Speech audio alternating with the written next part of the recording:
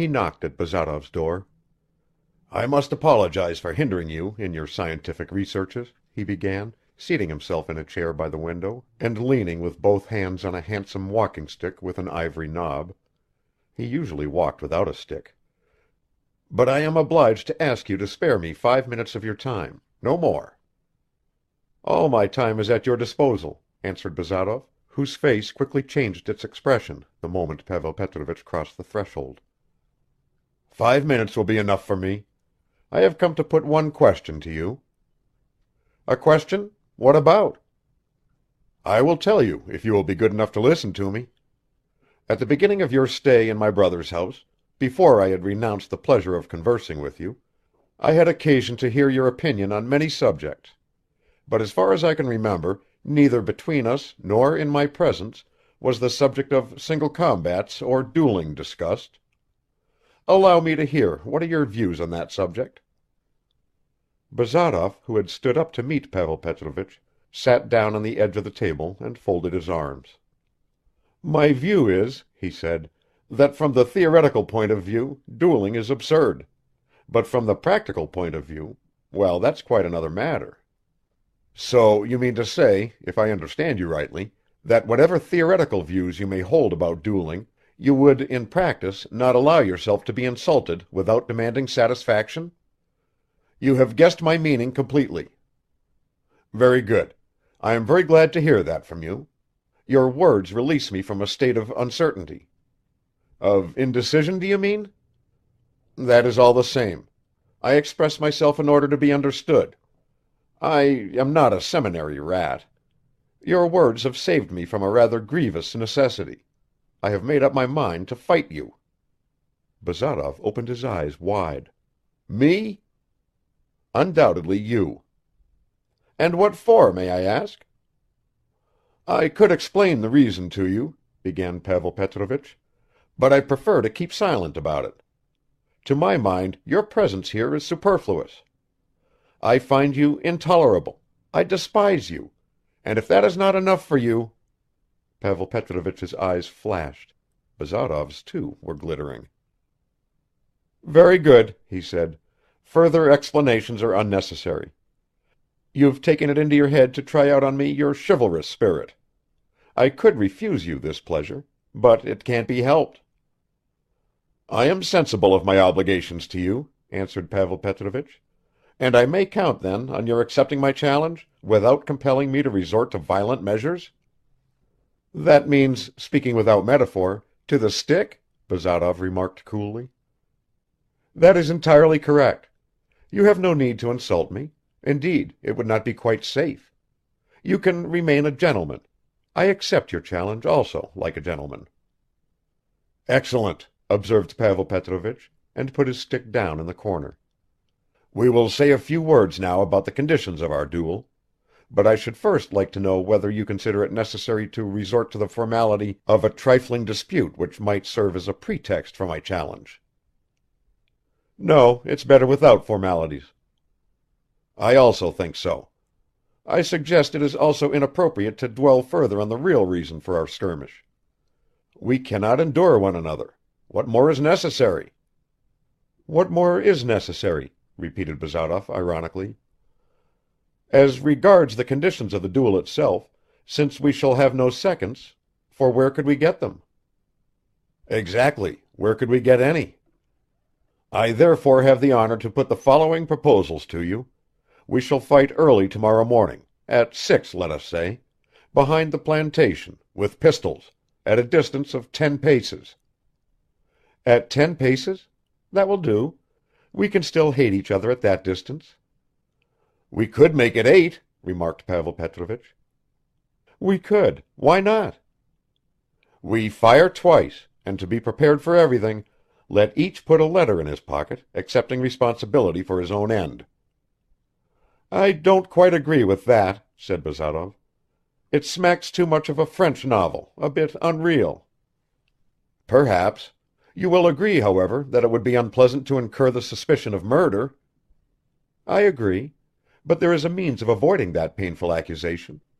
We shall have no seconds, but we could have a witness." "And who, may I ask?" "Why, Pyotr." "Which Pyotr?" "Your brother's valet. He's a man standing at the height of contemporary culture, who would play his part in such an affair with all the necessary," repeated Vassily Comilfo. "I think you are joking, sir." "Not in the least. If you think over my suggestion, you will be convinced that it is full of common sense and simplicity. Murder will out, but I can undertake to prepare Pyotr in a suitable manner and bring him to the field of battle." "You persist in joking," said Pavel Petrovich, getting up from his chair. "But after the courteous readiness you have shown, I have no right to claim. So everything is arranged. By the way, I suppose you have no pistols?" "How should I have pistols, Pavel Petrovich? I'm not an army man." "In that case I offer you mine. You may rest assured that I have not shot with them for 5 years. That's a very consoling piece of news." Pavel Petrovich picked up his stick. "And now, my dear sir, it only remains for me to thank you and to leave you to your studies. I have the honor to take leave of you." "Until we have the pleasure of meeting again, my dear sir," said Bazarov, conducting his visitor to the door. Pavel Petrovich went out. Bazarov remained standing for a moment in front of the door, then suddenly exclaimed, "What the devil? How fine and how stupid! A pretty farce we've been acting, like trained dogs dancing on their hind legs. But it was out of the question to refuse. I really believe he would have struck me, and then..." Bazarov turned pale at the very thought, all his pride stood up on end. "I might have had to strangle him like a kitten." He went back to his microscope, but his heart was beating fast and the composure so essential for accurate observation had disappeared. "He saw us today," he thought, "but can it be that he would do all this on account of his brother? And how serious a matter is it, a kiss? There must be something else in it. Bah! Isn't he in love with her himself? Obviously he's in love. It's as clear as daylight. What a mess, just think. It's a bad business," he decided at last. "It's bad from whatever angle one looks at it. In the first place, to risk a bullet through one's brain, and then, in any case, to go away from here. And what about Arkady? And that good-natured creature Nikolai Petrovich? It's a bad business." The day passed in a peculiar calm and dullness. Fenichka gave no sign of life at all; she sat in her little room like a mouse in its hole. Nikolai Petrovich had a careworn look. He had just heard that his wheat crop on which he had set high hopes had begun to show signs of blight. Pavel Petrovich overwhelmed everyone, even Prokovich, with his icy politeness.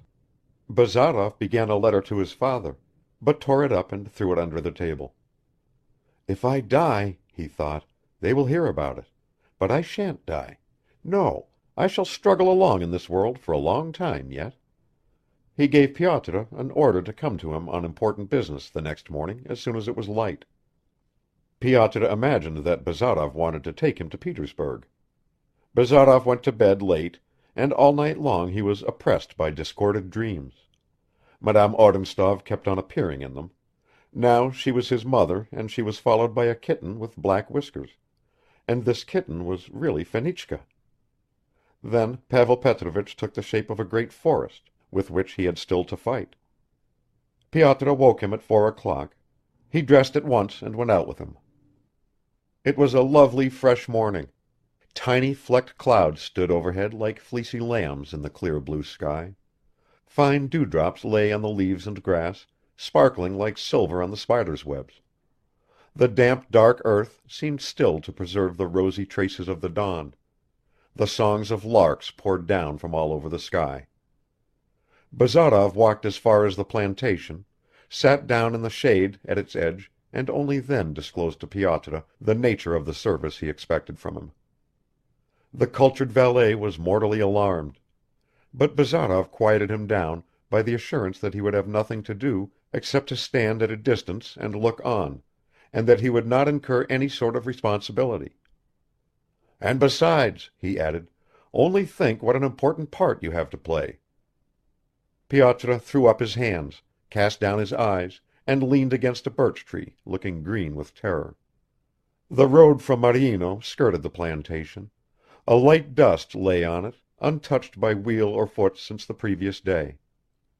Bazarov found himself staring along this road, picking and chewing a piece of grass, and he kept on repeating to himself, "What a piece of idiocy!" The morning chill made him shiver twice. Pyotr looked at him dismally, but Bazarov only smiled; he was not frightened. The tramp of horses' hoofs could be heard coming along the road. A peasant came into sight from behind the trees.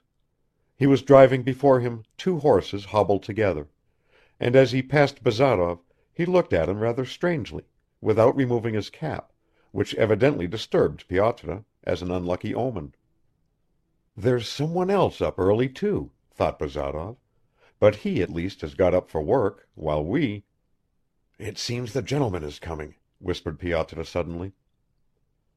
Bazarov raised his head and caught sight of Pavel Petrovich. Dressed in a light checked coat and snow-white trousers, he was walking quickly along the road.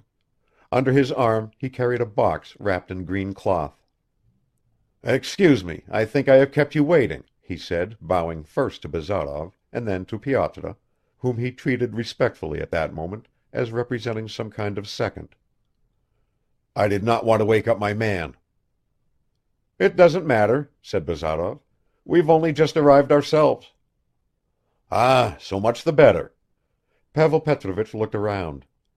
"There's no one in sight, no one to interfere with us. We can proceed?"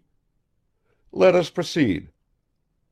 "You don't demand any more explanations, I suppose?" "No, I don't." "Would you like to load?" inquired Pavel Petrovich, taking the pistols out of the box. "No, you load, and I will measure out the paces. My legs are longer," added Bazarov with a smile. "1, 2, 3 "Evgeny Vassilich," stammered Pyotr with difficulty; he was trembling as if he had fever. "Say what you like, but I am going farther off." 4, 5 "All right, move away, my good fellow. You can even stand behind a tree and stop up your ears, only don't shut your eyes. And if anyone falls, run and pick him up. 6, 7, 8 Bazarov stopped. "Is that enough?" he asked, turning to Pavel Petrovich. "Or shall I add 2 paces more?" "As you like," replied the latter, pressing the second bullet into the barrel. "Well, we'll make 2 paces more." Bazarov drew a line on the ground with the toe of his boot. "There's the barrier. By the way, how many paces may each of us go back from the barrier? That's an important question too. It was not discussed yesterday." "I suppose 10," replied Pavel Petrovich, handing Bazarov both pistols. "Will you be so good as to choose?" "I will be so good. But you must admit, Pavel Petrovich, that our duel is unusual to the point of absurdity. Only look at the face of our second." "You are disposed to laugh at everything," answered Pavel Petrovich. "I don't deny the strangeness of our duel, but I think it is my duty to warn you that I intend to fight seriously." "A bon entendeur, salut." "Oh, I don't doubt that we've made up our minds to do away with each other, but why not laugh and unite utile dulci? So you can talk to me in French and I'll reply in Latin." "I intend to fight seriously," repeated Pavel Petrovich, and he walked off to his place. Bazarov on his side counted off 10 paces from the barrier and stood still. "Are you ready?" asked Pavel Petrovich. "Perfectly." "We can approach each other." Bazarov moved slowly forward, and Pavel Petrovich walked towards him, his left hand thrust in his pocket, gradually raising the muzzle of his pistol. "He's aiming straight at my nose," thought Bazarov, "and how carefully he screws up his eyes, the scoundrel. Not an agreeable sensation. I'd better look at his watch chain."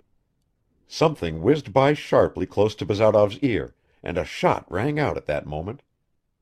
"I heard it, so it must be all right," managed to flash through Bazarov's brain. He took one more step, and without taking aim, pressed the trigger. Pavel Petrovich swayed slightly and clutched at his thigh. A thin stream of blood began to trickle down his white trousers. Bazarov threw his pistol aside and went up to his antagonist. "Are you wounded?" he asked. "You had the right to call me up to the barrier," said Pavel Petrovich. "This is a trifle. According to our agreement, each of us has the right to one more shot." "Well, but excuse me, we'll leave that to another time," answered Bazarov, and caught hold of Pavel Petrovich, who was beginning to turn pale. "Now I'm no longer a duelist but a doctor, and first of all I must have a look at your wound. Pyotr! Come here, Pyotr! Where have you hidden yourself?" "What nonsense! I need help from nobody," said Pavel Petrovich jerkily. "And we must again." He tried to pull at his mustache, but his hand failed him, his eyes grew dim, and he fainted. "Here's a pretty pass, a fainting fit. What next?" Bazarov exclaimed involuntarily, as he laid Pavel Petrovich on the grass. "Let's see what is wrong." He pulled out a handkerchief, wiped away the blood, and began to feel around the wound. "The bone's not touched," he muttered through his teeth. "The bullet didn't go deep. Only one muscle, vastus externus, grazed. He'll be dancing about in 3 weeks. Fainting. Oh, these nervous people. Fancy what a delicate skin." "Is he killed?" whispered the trembling voice of Pyotr behind his back. Bazarov looked around. "Go for some water, quickly, my good fellow, and he'll outlive you and me yet." But the perfect servant failed apparently to understand his words, and did not move from the spot. Pavel Petrovich slowly opened his eyes. "He's dying," murmured Pyotr, and started crossing himself. "You are right. What an idiotic face," remarked the wounded gentleman with a forced smile. "Go and fetch the water, damn you," shouted Bazarov. "There's no need. It was a momentary vertigo. Help me to sit up. There, that's right. I only need something to bind up this scratch, and I can reach home on foot, or else you can send for a droshky for me. The duel, if you agree, need not be renewed. You have behaved honorably. Today, take note." "There's no need to recall the past," answered Bazarov, "and as regards the future, it's not worth breaking your head about that either, for I intend to move off from here immediately. Let me bind up your leg now. Your wound is not dangerous, but it's always better to stop the bleeding. But first I must bring this corpse to his senses." Bazarov shook Pyotr by the collar and sent him off to fetch a droshky. "Mind you, don't frighten my brother," Pavel Petrovich said to him. "Don't inform him on any account." Pyotr dashed off, and while he was running for a droshky, the two antagonists sat on the ground in silence.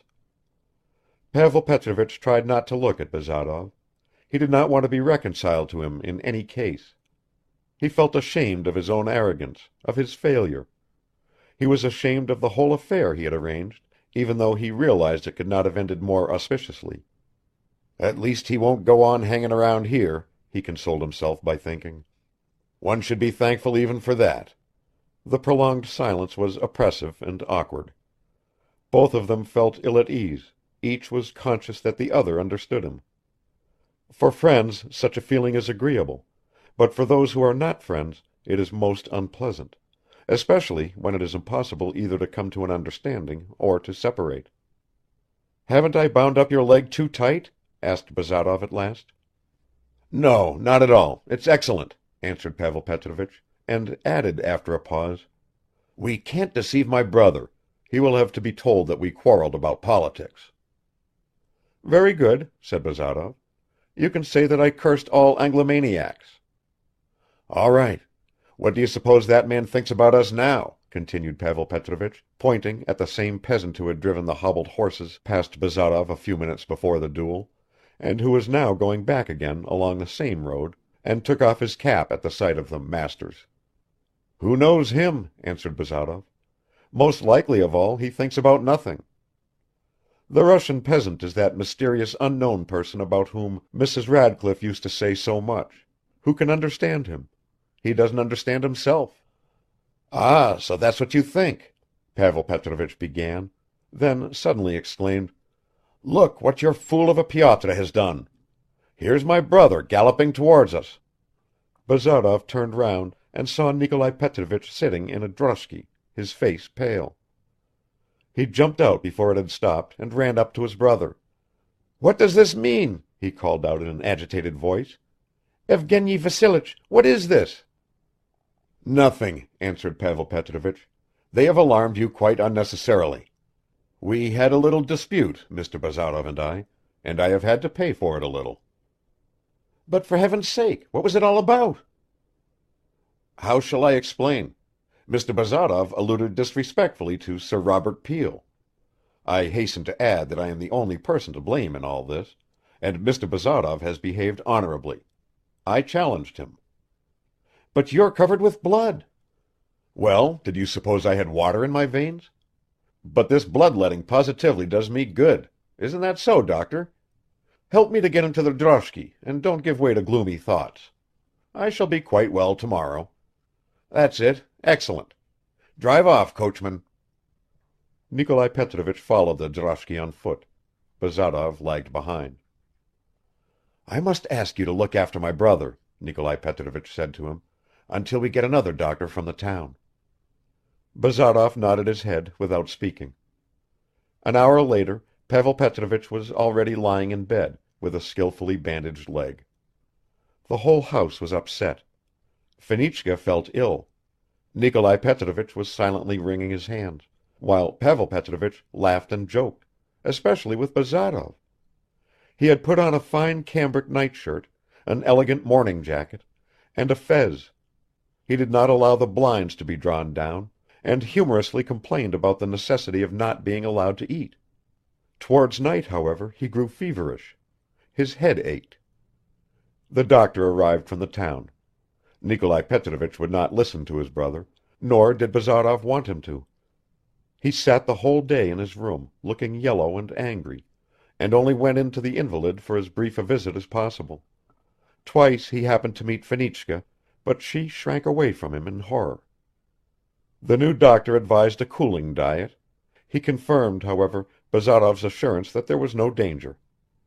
Nikolai Petrovich told him that his brother had hurt himself accidentally, to which the doctor replied, but on having 25 silver rubles slipped into his hand on the spot, he remarked, "You don't say so. Well, such things often happen, of course." No one in the house went to bed or undressed. Nikolai Petrovich from time to time went in on tiptoe to his brother's room and tiptoed out again. Pavel Petrovich dozed, sighed a little, told his brother in French, "Couchez-vous," and asked for something to drink. Nikolai Petrovich sent Fenichka in to him once with a glass of lemonade. Pavel Petrovich looked at her intently and drank off the glass to the last drop. Towards morning the fever had increased a little; a slight delirium started. At first Pavel Petrovich uttered incoherent words; then suddenly he opened his eyes, and seeing his brother beside his bed, anxiously leaning over him, he murmured, "Don't you think, Nikolai, Fenichka has something in common with Nellie?" "What Nellie, Pavel dear?" "How can you ask that? With Princess R. Especially in the upper part of the face. C'est de la même famille." Nikolai Petrovich made no answer, but inwardly he marveled at the persistent vitality of old passions in a man. "This is what happens when it comes to the surface," he thought. "Ah, how I love that empty creature," groaned Pavel Petrovich, mournfully clasping his hands behind his head.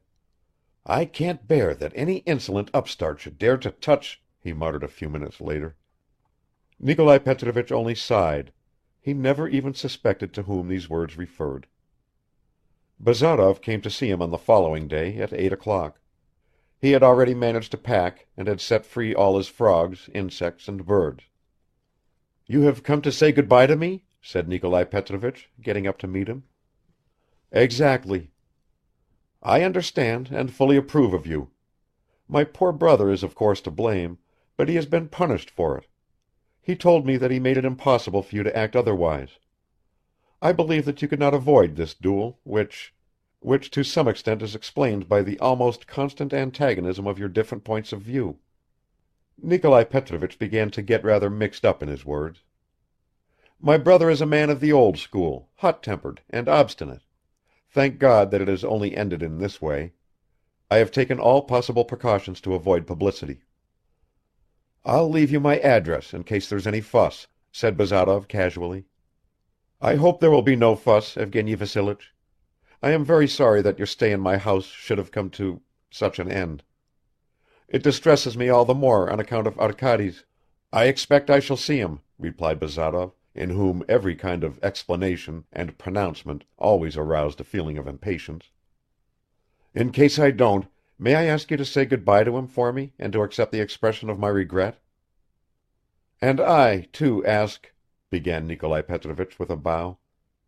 But Bazarov did not wait for him to finish his sentence and went out of the room. On hearing that Bazarov was going, Pavel Petrovich expressed a desire to see him, and shook him by the hand. But even then Bazarov remained as cold as ice. He realized that Pavel Petrovich wanted to display magnanimity. He found no opportunity of saying good-bye to Fenichka; he only exchanged glances with her from the window.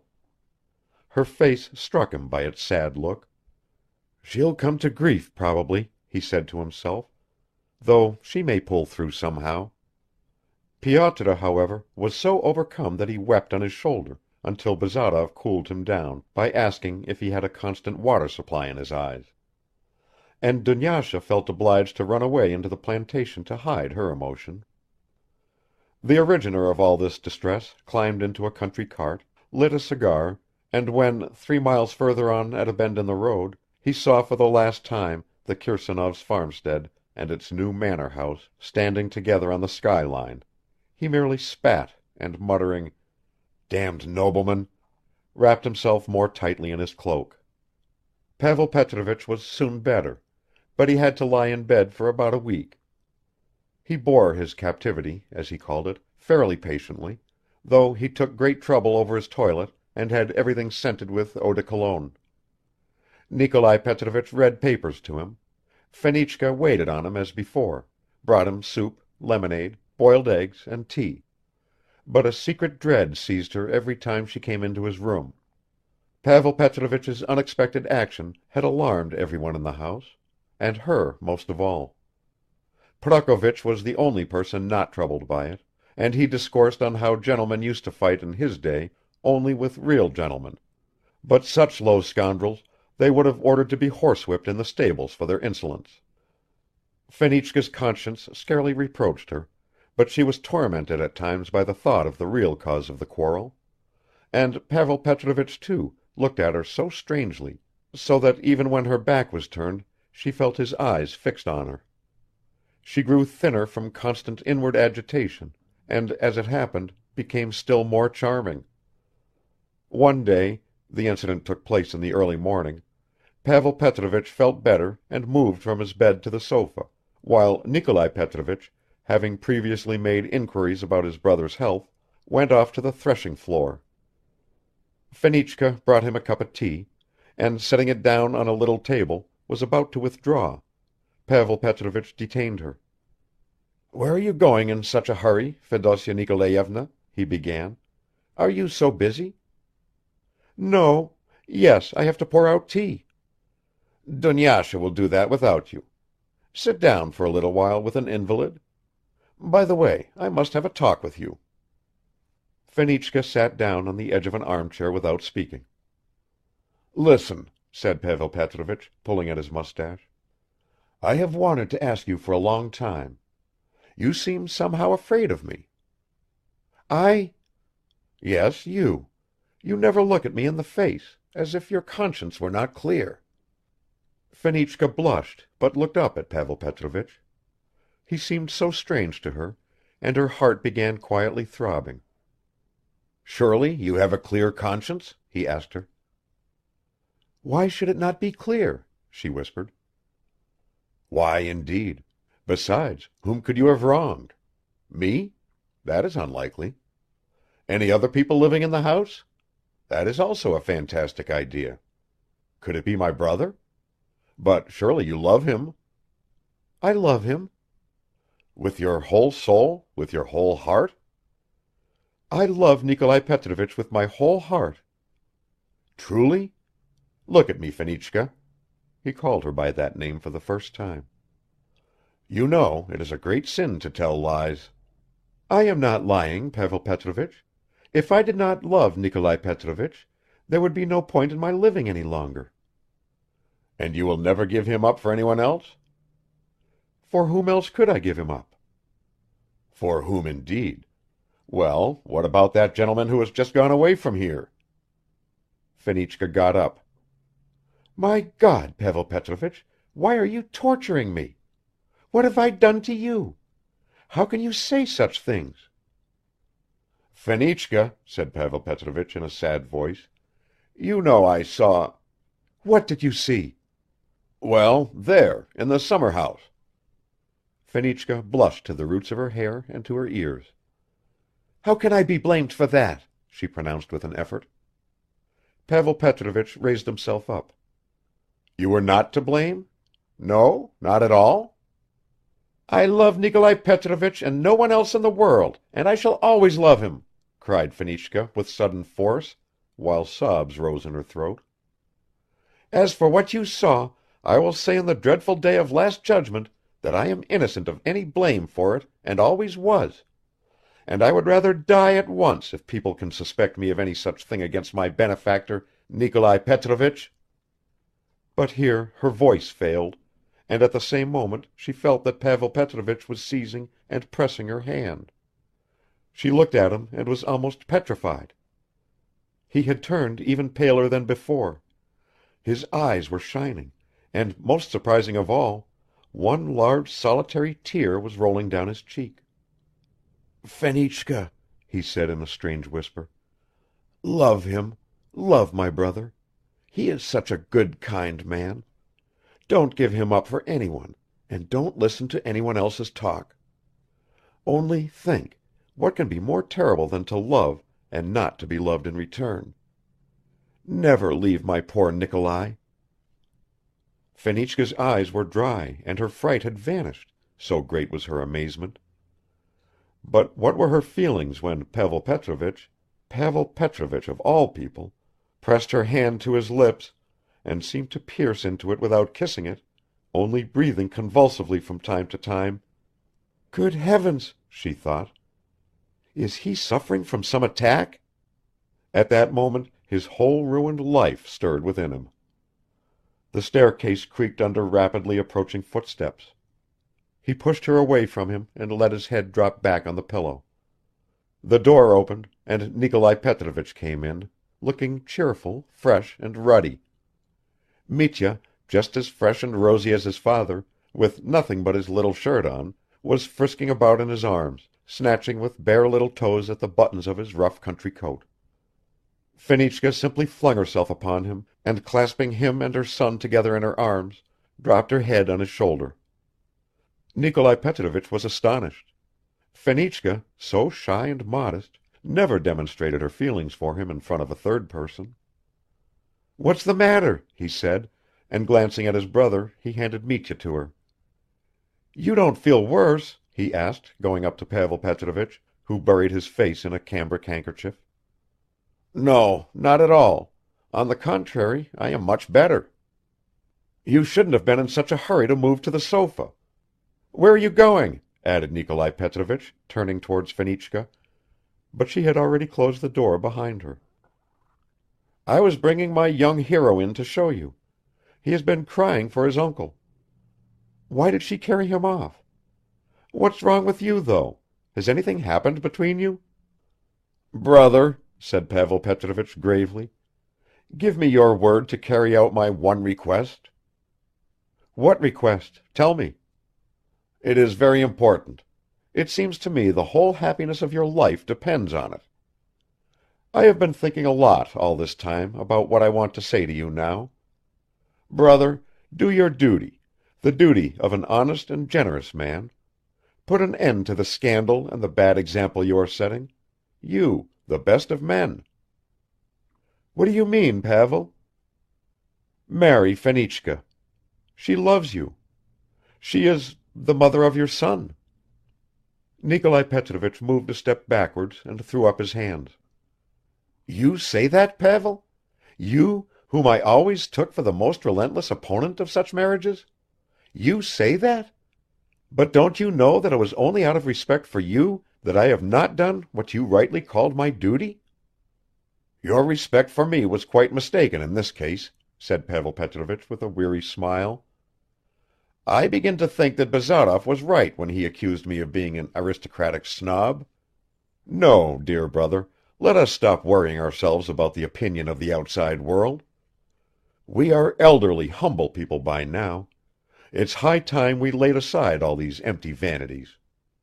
We must do our duty, just as you say, and maybe we shall find happiness that way in addition." Nikolai Petrovich rushed over to embrace his brother. "You have really opened my eyes," he exclaimed. "I was right in always maintaining that you are the kindest and wisest man in the world, and now I see you are just as reasonable as you are generous-minded." "Softly, softly," Pavel Petrovich interrupted him. "Don't knock the leg of your reasonable brother who at close on 50 has been fighting a duel like a young lieutenant. So, then, the matter is settled. Fenichka is to be my belle sœur." "My darling Pavel, but what will Arkady say?" "Arkady? He'll be enthusiastic, of course. Marriage is not a principle for him, but on the other hand his sentiment of equality will be gratified. Yes, and after all, what is the good of caste diversions au 19e siècle? Ah, Pavel, Pavel, let me kiss you once more. Don't be afraid, I'll be careful." The two brothers embraced each other. "What do you think? Shouldn't you tell her straight away what you intend to do?" "Why should we hurry?" answered Nikolai Petrovich. "Did you have a conversation with her?" "A conversation? Between us? Quelle idée!" "Well, that's all right. First of all, you must get well. It won't run away from us, and meanwhile we must think it over and consider." "But surely you have made up your mind?" "Of course I have, and I thank you from the bottom of my heart. I will leave you now, you must rest. Any excitement is bad for you. But we will talk it over another time. Go to sleep, my dear, and God grant you good health." "Why does he thank me like that?" thought Pavel Petrovich when he was left alone. "As if it did not depend on himself. Then, as soon as he marries, I will go away somewhere, far from here, to Dresden or Florence, and I will live there till I expire." Pavel Petrovich moistened his forehead with eau de cologne and closed his eyes. Lit up by the brilliant daylight, his beautiful emaciated head lay on the white pillow like the head of a dead man. And indeed he was a dead man. Chapter 24. Fathers and Sons by Ivan Turgenev. Translated by Richard Hare. Chapter 25. At Nikolskoe, Katya and Arkady were sitting in the garden, on a turf seat in the shade of a tall ash tree. Fifi had placed herself on the ground near them, giving her long body that graceful curve which is known among sportsmen as the hare's bend. Both Arkady and Katya were silent. He held in his hands a half-open book, while she was picking out of a basket some remaining crumbs of white bread and throwing them to the small family of sparrows, which with their peculiar cowardly impudence were chirping and hopping around right up to her feet. A faint breeze, stirring the ash leaves, kept gently moving pale gold patches of sunlight up and down across the shady path and over Fifi's back. An unbroken shadow fell on Arkady and Katya. Only from time to time a bright streak gleamed in her hair. Both were silent, but the way in which they were silent and sitting together indicated a certain confidential friendliness. Each of them seemed not to be thinking of the other, while secretly rejoicing at each other's presence. Their faces, too, had changed since we saw them last. Arkady seemed more composed, and Katya brighter and more self-confident. "Don't you think," began Arkady, "that the ash has been very well named in Russian, Yasen? Not a single other tree is so light and translucently clear, Yasno, against the sky." Katya raised her eyes upwards and murmured, "Yes," and Arkady thought, "Well, she doesn't reproach me for talking poetically." "I don't care for Heine," said Katya, glancing at the book which Arkady held in his hands. "Either when he laughs or when he weeps. I like him when he is thoughtful and sad." "And I like him when he laughs," remarked Arkady. "Those are the relics of your old satirical tendency." Relics, thought Arkady. If Bazarov could have heard that. "Wait a bit. We shall transform you." "Who will transform me? You?" "Who? My sister, Porfiri Platonovitch, whom you've stopped quarreling with. My aunt, whom you escorted to church the day before yesterday." "Well, I couldn't refuse. But as for Anna Sergeyevna, you remember she agreed with Evgeny in a great many things." "My sister was under his influence then, just as you were." "As I was? Have you noticed that I've already shaken off his influence?"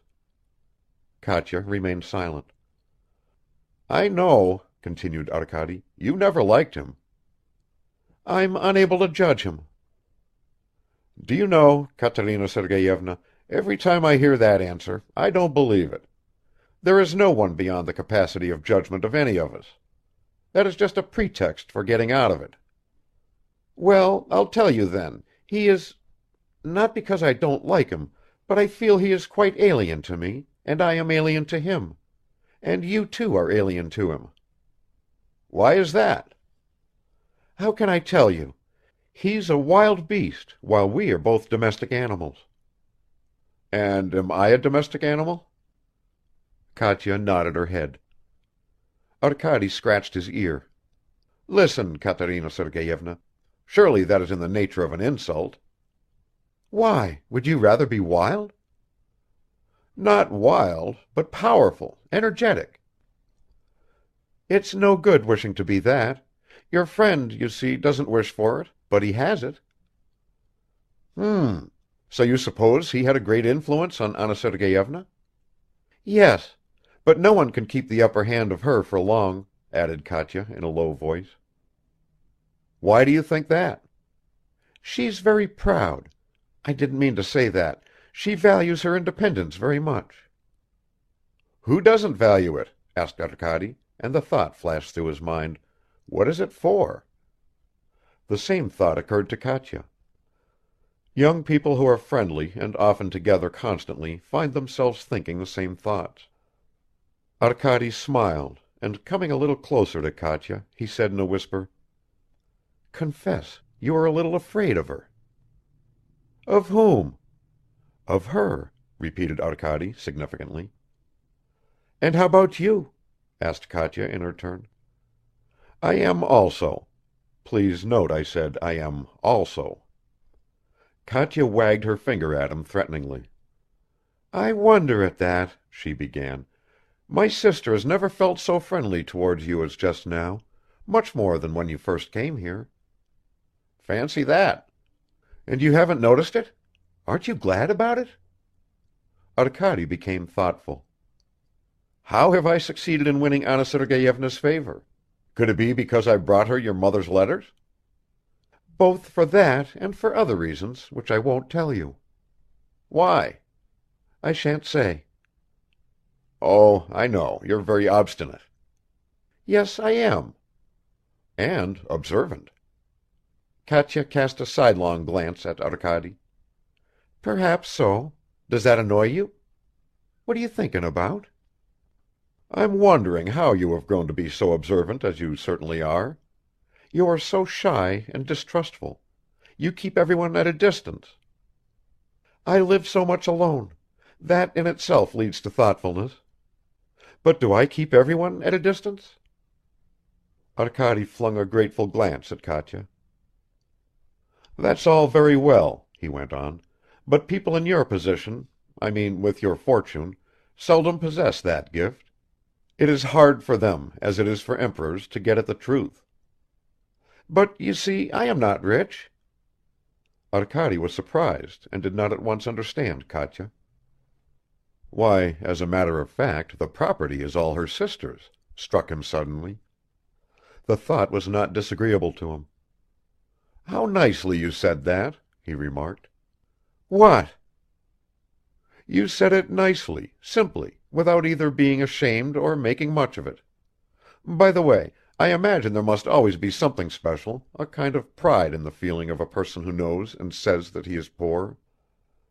I have never experienced anything of that sort, thanks to my sister. I referred to my position just now only because it happened to come up in our conversation. Well, but you must admit that even you have something of that pride I spoke of just now. For instance?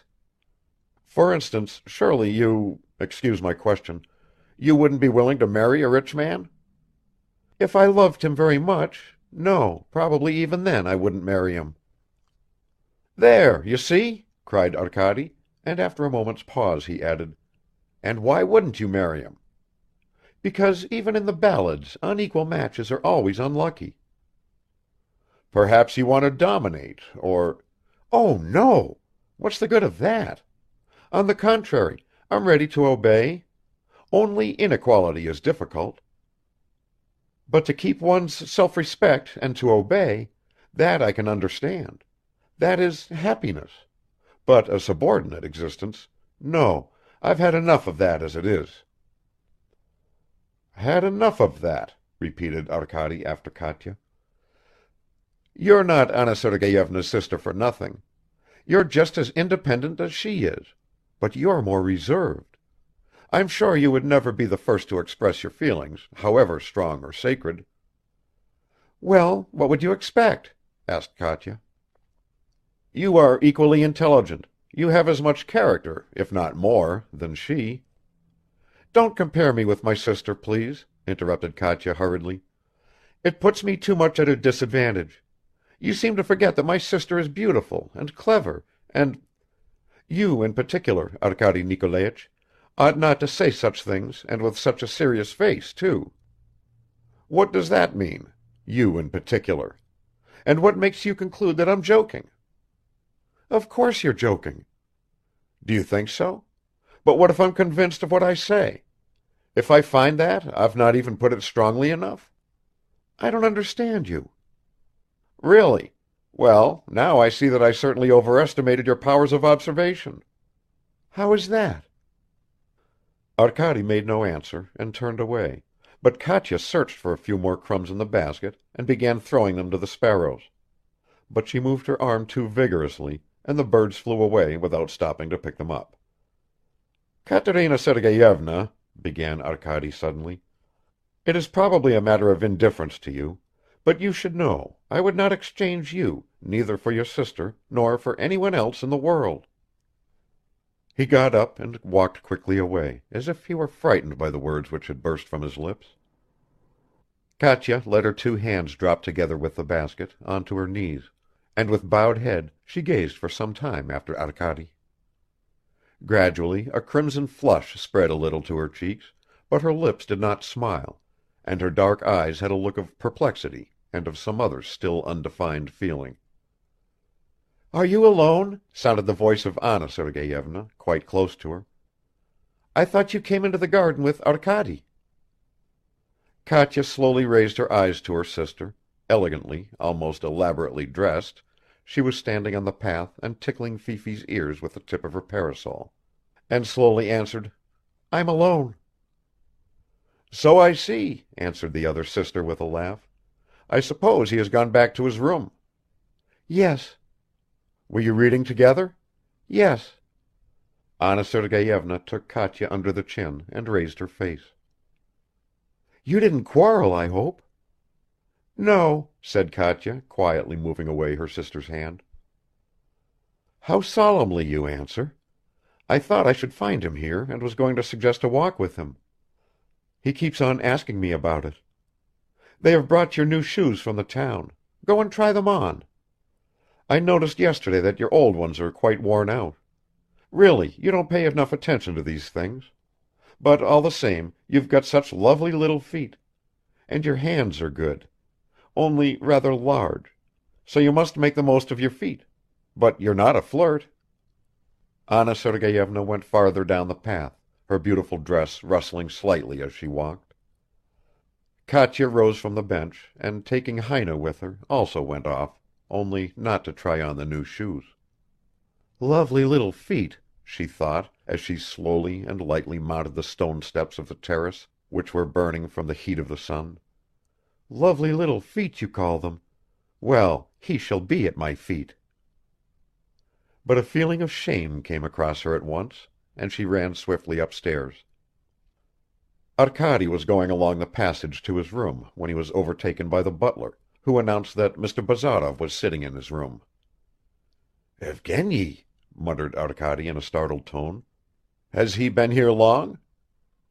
"He has arrived only this minute, and gave orders not to be announced to Anna Sergeyevna, but to be shown straight up to you." "Can any misfortune have happened at home?" thought Arkady, and running hurriedly up the stairs he opened the door at once.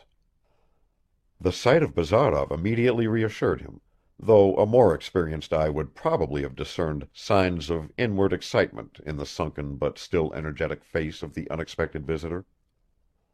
With a dusty cloak over his shoulders and a cap on his head, he was sitting by the window. He did not even get up when Arkady flung himself on his neck with loud exclamations. "Well, how unexpected! What good luck has brought you?" he kept on repeating, bustling about the room like someone who both imagines and wants to show that he is pleased. "I suppose everything is all right at home. They're all well, aren't they?" "Everything is all right there, but not everyone is well," said Bazarov. "But don't go on chattering. Get them to bring me some kvass. Sit down and listen to what I'm going to tell you, in a few but, I hope, fairly vigorous sentences." Arkady kept quiet while Bazarov told him about his duel with Pavel Petrovich. Arkady was greatly surprised and even upset, but he did not think it necessary to show this. He asked only whether his uncle's wound was really not serious, and on receiving the reply that it was, most interesting though not from a medical point of view, he gave a forced smile, but he felt sick at heart, and somehow ashamed. Bazarov seemed to understand him. "Yes, brother," he said, "you see what comes of living with feudal people. One becomes feudal oneself and takes part in knightly tournaments." "Well, so I set off for my father's place," Bazarov concluded, "and on the way I turned in here, to tell you all this, I should say, if I didn't think it a useless and stupid lie. No, I turned in here, the devil knows why. You see, it's sometimes a good thing for a man to take himself by the scruff of the neck and pull himself away, like a radish out of its bed. That's what I've just done, but I wanted to take one more look at what I've parted company with, at the bed where I've been sitting." "I hope that those words don't apply to me," retorted Arkady excitedly. "I hope you don't think of parting from me." Bazarov looked at him intently. His eyes were almost piercing. "Would that upset you so much? It strikes me that you have parted from me already. You look so fresh and smart. Your affairs with Anna Sergeyevna must be proceeding very well." "What do you mean by my affairs with Anna Sergeyevna?" "Why, didn't you come here from the town on her account, my little bird? By the way, how are those Sunday schools getting on? Do you mean to tell me you're not in love with her? Or have you already reached the stage of being bashful about it?" "Evgeny, you know I've always been frank with you. I can assure you, I swear to you, you're making a mistake." A new story," remarked Bazarov under his breath. "But you needn't get agitated about it, for it's a matter of complete indifference to me. A romantic would say, 'I feel that our roads are beginning to branch out in different directions, but I will simply say that we're tired of each other.'" "Evgeny!" "There's no harm in that, my good soul. One gets tired of plenty of other things in the world. And now I think we had better say good-bye. Ever since I've been here I've felt so disgusting, as if I'd been reading a Gogol's letter to the wife of the governor of Kaluga. By the way, I didn't tell them to unharness the horses." "Good heavens! That's impossible." "And why?" "I say nothing of myself, but it would be the height of discourtesy to Anna Sergeyevna, who will certainly want to see you." "Well, you're mistaken there." "On the contrary, I'm convinced that I'm right," retorted Arkady. "And what are you pretending for? For that matter, haven't you come here because of her?" "That might even be true, but you're mistaken all the same." But Arkady was right. Anna Sergeyevna wanted to see Bazarov, and sent a message to him to that effect through the butler. Bazarov changed his clothes before he went to her. It turned out that he had packed his new suit in such a way as to be able to take it out easily. Madame Odintsov received him, not in the room where he had so unexpectedly declared his love to her, but in the drawing-room. She held her fingertips out to him amiably, but her face showed signs of involuntary tension. "Anna Sergeyevna," Bazarov hastened to say, "first of all I must set your mind at rest. Before you stands a simple mortal, who came to his senses long ago, and hopes that other people too have forgotten his follies. I am going away for a long time, and though I'm by no means a soft creature, I should be sorry to carry away with me the thought that you remember me with abhorrence." Anna Sergeyevna gave a deep sigh like one who has just climbed to the top of a high mountain, and her face lit up with a smile. She held out her hand to Bazarov a second time and responded to his pressure. "Let bygones be bygones," she said.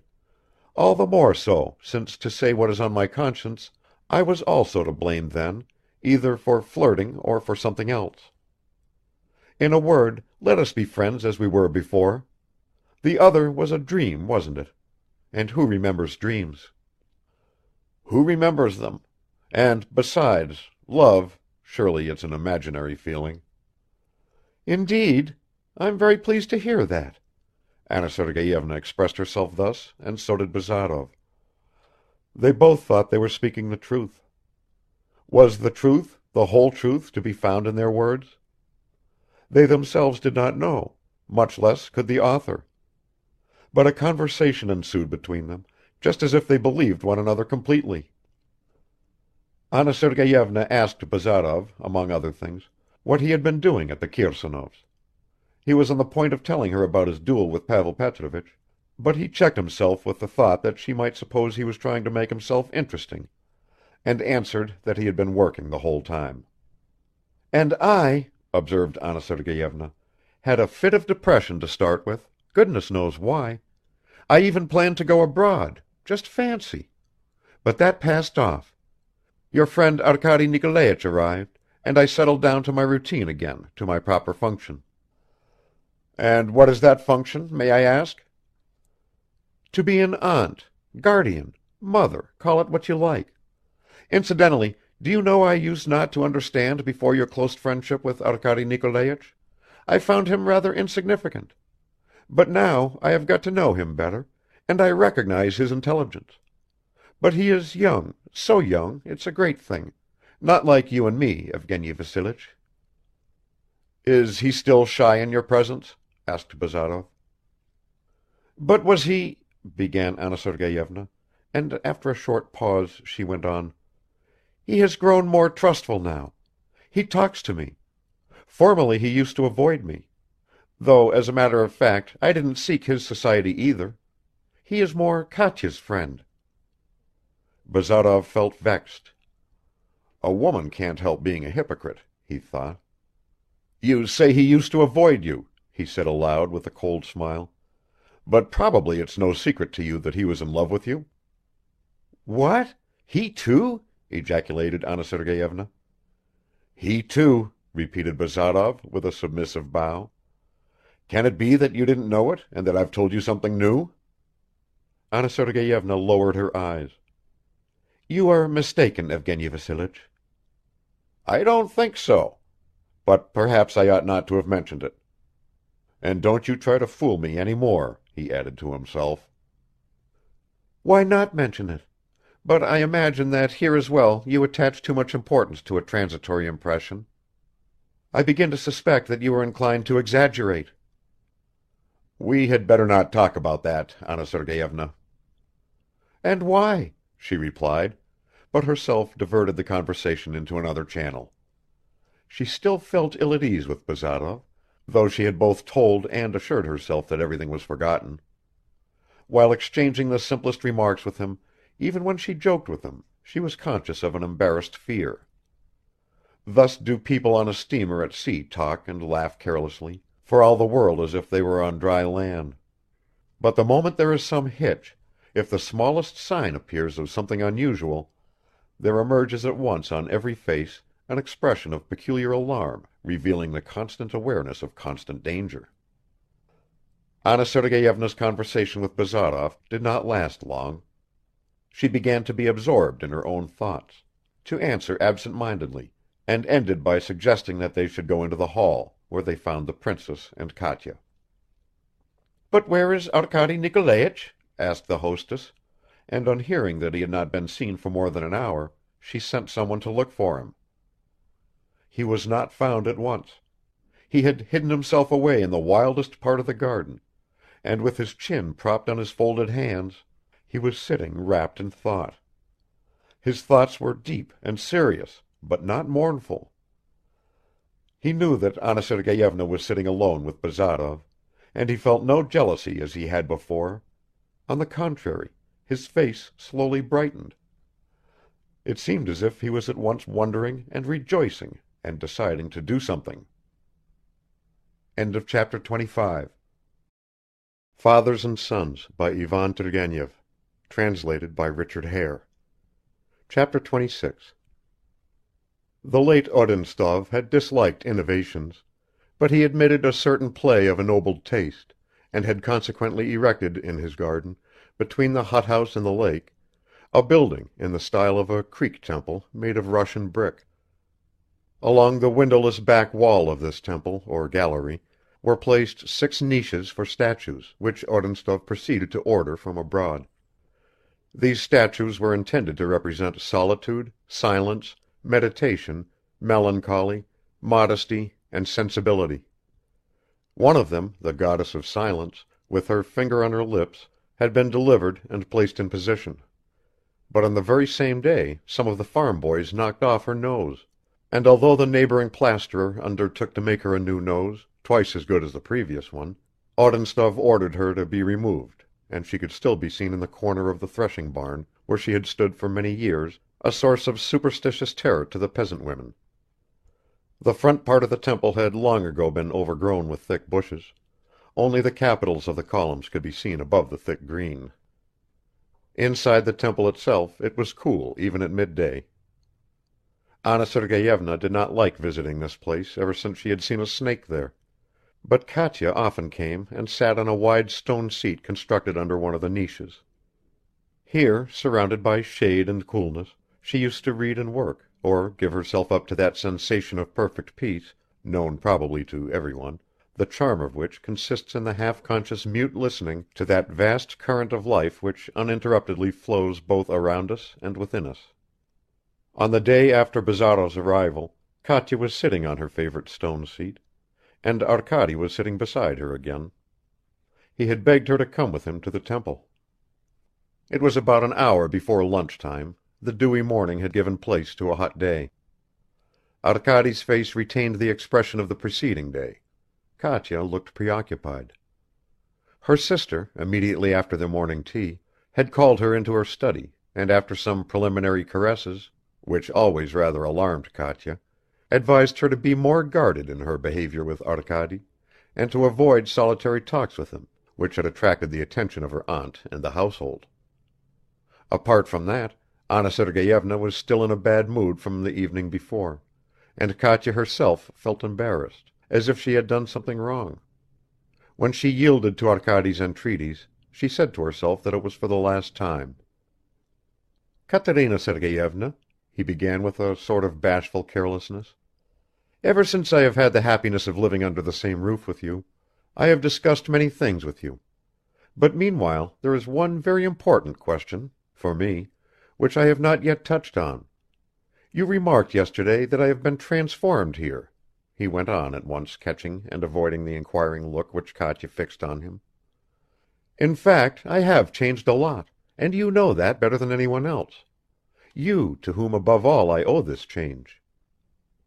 "I? Me?" said Katya. "I am no longer now the conceited boy I was when I arrived here," went on Arkady. "I've not reached the age of 23 for nothing. As before, I want to be useful, I want to devote all my powers to the truth, but I don't look for my ideals where I used to look before. They have shown themselves to me so much nearer. Up till now I failed to understand myself. I set myself tasks which were beyond my strength. My eyes have recently been opened, thanks to one feeling. I'm not expressing myself quite clearly, but I hope you understand me." Katya made no reply, but she stopped looking at Arkady.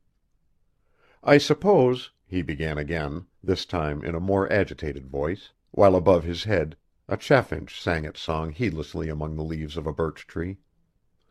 "I suppose it is the duty of every honest person to be absolutely frank with those people who, in a word, with those who are near to him, and so I intend—" But at this point Arkady's eloquence abandoned him. He fumbled for words, stammered and was obliged to pause for a while. Katya still did not raise her eyes. It seemed as though she did not even understand what he was leading up to with all this, as though she were awaiting something. "I foresee that I shall surprise you," began Arkady, pulling himself together again with an effort, "all the more since this feeling is connected in a certain way, remember, with you. You reproached me yesterday, you remember, for a lack of seriousness," Arkady went on with the air of a person who has walked into a swamp, feels that he is sinking in deeper and deeper at every step, and yet hurries forward in the hope of crossing it quicker. "That reproach is often aimed, often falls, on young men even when they no longer deserve it, and if I had more self-confidence—" "Come, help me, do help me," Arkady was thinking in desperation, but Katya kept her head averted as before. "If I could hope—" "If I could feel convinced of what you said," sounded at that moment the clear voice of Anna Sergeyevna. Arkady fell silent at once, and Katya turned pale. Alongside the very bushes which screened the temple ran a little path. Anna Sergeyevna was walking along it, accompanied by Bazarov. Katya and Arkady could not see them, but they heard every word, the rustle of their clothes, their very breathing. They walked on a few steps, and then, as if on purpose, stopped right opposite the temple. "You see," continued Anna Sergeyevna, "you and I made a mistake. We have both passed our first youthful stage, I particularly. We have seen life, we are tired, we are both intelligent, why pretend otherwise? At first we were interested in each other, our curiosity was aroused, and afterwards—" "And afterwards my interest fell flat," interposed Bazarov. "You know that was not the cause of our misunderstanding. But however that may be, we did not need each other, that's the main thing. There was in us, how shall I put it, too much of the same thing. We did not realize that straight away. Now Arkady, on the contrary—" "Do you need him?" asked Bazarov. "Stop, Evgeny Vassilich. You say he is not indifferent to me, and it always seemed to me that he liked me. I know that I could well be his aunt, but I don't want to conceal from you that I have begun to think about him more often. In that fresh youthful feeling there is a special charm." "The word fascination is more often used in such cases," interrupted Bazarov. A violent suppressed bitterness could be detected in the steady but hollow tone of his voice. "Arkady was secretive with me about something yesterday, and wouldn't talk about either you or your sister. That's a serious symptom." "He's just like a brother with Katya," remarked Anna Sergeyevna, "and I like that in him, though perhaps I ought not to have let them become so intimate." "Is that idea prompted by your feelings as a sister?" said Bazarov, dragging out his words. "Of course. But why are we standing here? Let us go on. What a strange talk we're having, aren't we? I could never have believed I should talk to you like this. You know, I'm afraid of you, and at the same time I trust you, because at bottom you are very good." "In the first place, I'm far from good, and in the second place, I no longer mean anything to you, and you tell me that I am good. It's just like placing a wreath of flowers round the head of a corpse." "Evgeny Vassilich, we are not masters," began Anna Sergeyevna, but a gust of wind blew across, started the leaves rustling and carried away her words. "Of course you are free," said Bazarov after a pause. Nothing more could be distinguished. The steps went farther away. All became quiet again. Arkady turned to Katya. She was sitting in the same position, but her head bent still lower. "Katerina Sergeyevna," he said, his voice shook and he clenched his hands. "I love you, forever and irrevocably, and I love no one except you. I wanted to tell you this, to find out what you will say and to ask you to marry me, because, of course, I'm not rich and I feel ready for any kind of sacrifice. You don't answer. You don't believe me? Do you think I'm talking lightly? But remember these last days. Surely you must be convinced by now that everything else, you understand me, absolutely everything else has vanished long ago and left no trace? Look at me. Say one word to me. I love you. Believe me."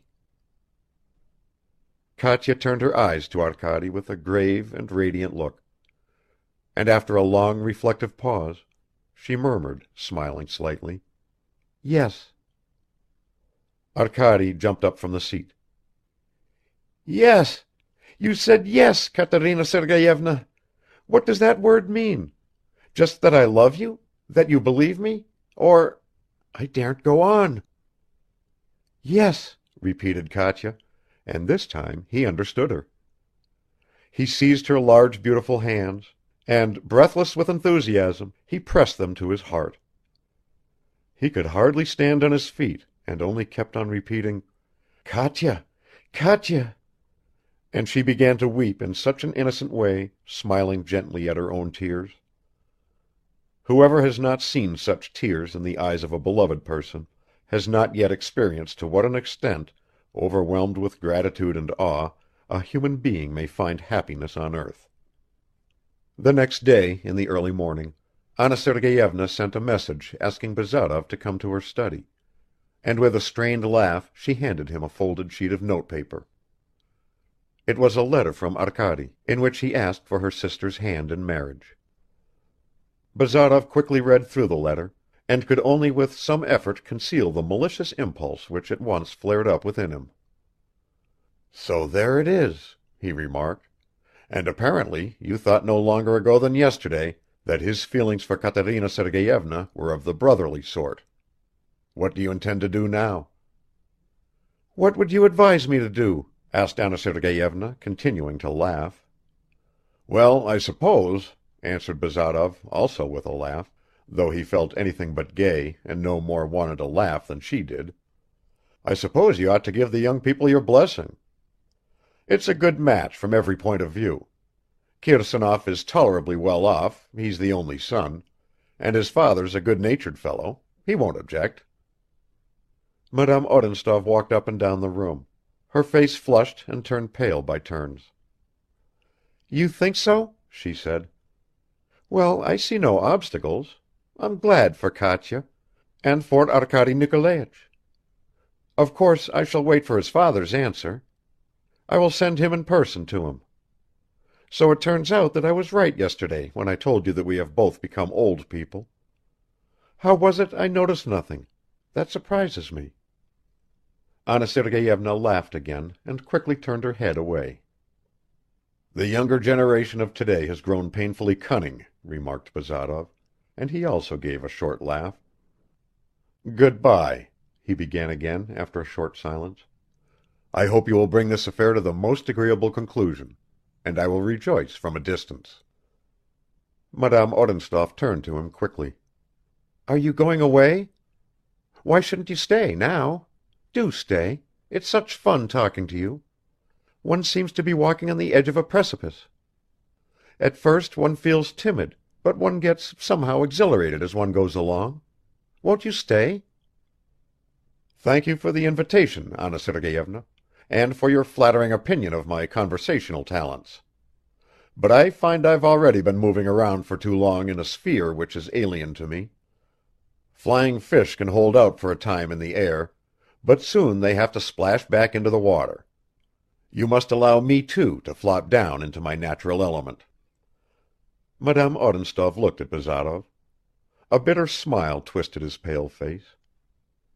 "This man loved me," she thought, and she felt sorry for him and held out her hand with sympathy. But he too understood her. "No," he said, stepping back a pace. "I'm a poor man, but I've never accepted charity so far. Good bye and good luck." "I am sure that we are not seeing each other for the last time," said Anna Sergeyevna with an unconscious movement. "Anything can happen in this world," answered Bazarov, and he bowed and went out. "So you propose to build yourself a nest?" he said the same day to Arkady, crouching on the floor as he packed his trunk.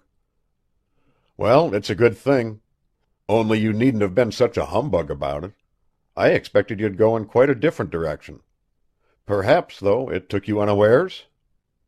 "I certainly didn't expect this when I left you," answered Arkady. "But why are you being a humbug yourself, and calling it a good thing, as if I didn't know your opinion of marriage?"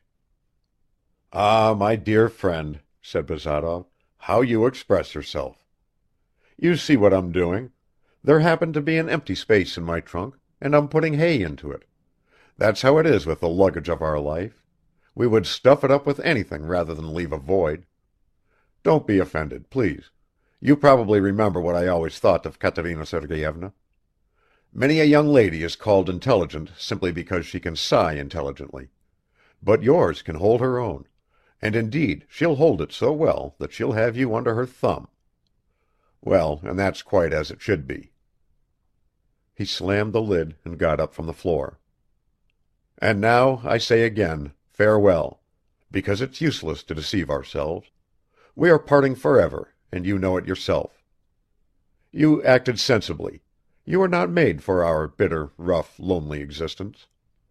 There's no daring in you, no hatred, though you've got youthful dash and youthful fervor. That's not enough for our business. Your sort, the nobility, can never go farther than noble resignation or noble indignation, but those things are trifles. For instance, you won't fight, and yet you fancy yourselves as brave fellows, but we want to fight. So there. Our dust would get into your eyes, our mud would soil you, but you're not up to our standard.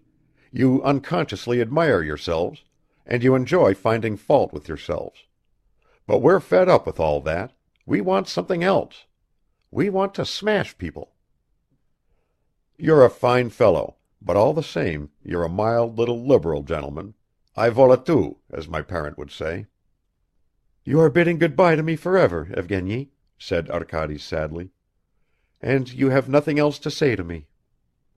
Bazarov scratched the back of his head. "Yes, Arkady, I have other things to say to you, but I won't say them, because that's romanticism. That means sentimental trash. But you hurry up and marry, settle down in your nest and have as many children as you like. They'll have the gumption to be born in a better time than you and me. Aha, I see the horses are ready. It's time to go. I've said good-bye to everyone. Well, what's this? Embracing, eh?" Arkady threw himself on the neck of his former teacher and friend, and tears fairly streamed from his eyes. "That's what comes of being young," remarked Bazarov calmly. "But I rely on Katerina Sergeyevna. You'll see how quickly she can console you." "Farewell, brother," he called out to Arkady as he was already climbing into the cart, and pointing to a pair of jackdaws sitting side by side on the roof of the stables, he added, "There you are, learn from the example." "What does that mean?" asked Arkady. "What? Are you so weak in natural history, or have you forgotten that the jackdaw is a most respectable family bird? An example to you. Good-bye." The cart creaked and rolled away. Bazarov spoke the truth. Talking that evening with Katya, Arkady had completely forgotten about his former teacher. He had already begun to follow her lead, and Katya felt this and was not surprised. He was to set off the next day to Maryino to see Nikolai Petrovich. Anna Sergeyevna had no wish to hamper the freedom of the young people, but on account of decorum she did not leave them alone for too long. She generously kept the princess out of their way. The old lady had been reduced to a state of tearful frenzy by the news of the approaching marriage. At first Anna Sergeyevna was afraid that the sight of their happiness would prove rather upsetting to herself, but it turned out to the contrary. It not only did not upset her to see their happiness, it occupied her mind, and in the end it even soothed her heart. This outcome both gladdened and grieved Anna Sergeyevna. "Evidently Bazarov was right," she thought. "I have curiosity, nothing but curiosity, and love of a quiet life, and egoism. Children," she said aloud, "do you think love is an imaginary feeling?" But neither Katya nor Arkady even understood her. They were shy with her; the fragment of conversation which they had accidentally overheard haunted their minds. But Anna Sergeyevna soon relieved their anxieties, and that was not difficult for her. She had set her own mind at rest. End of chapter 26. Fathers and Sons by Ivan Turgenev. Translated by Richard Hare. Chapter 27. Bazarov's old parents were all the more overjoyed by their son's sudden arrival on account of its complete unexpectedness. Arina Vlasyevna was so agitated, continually bustling about all over the house, that Vassily Ivanovich said she was like a partridge. The short flat tail of her little jacket certainly gave her a bird-like look. He himself made noises and bit the amber mouthpiece of his pipe, or, clutching his neck with his fingers, turned his head round, as though he were trying to find out if it was properly screwed on, then suddenly opened his wide mouth and laughed noiselessly. "I've come to stay with you for 6 whole weeks, old man," Bazarov said to him. "I want to work, so please don't interrupt me."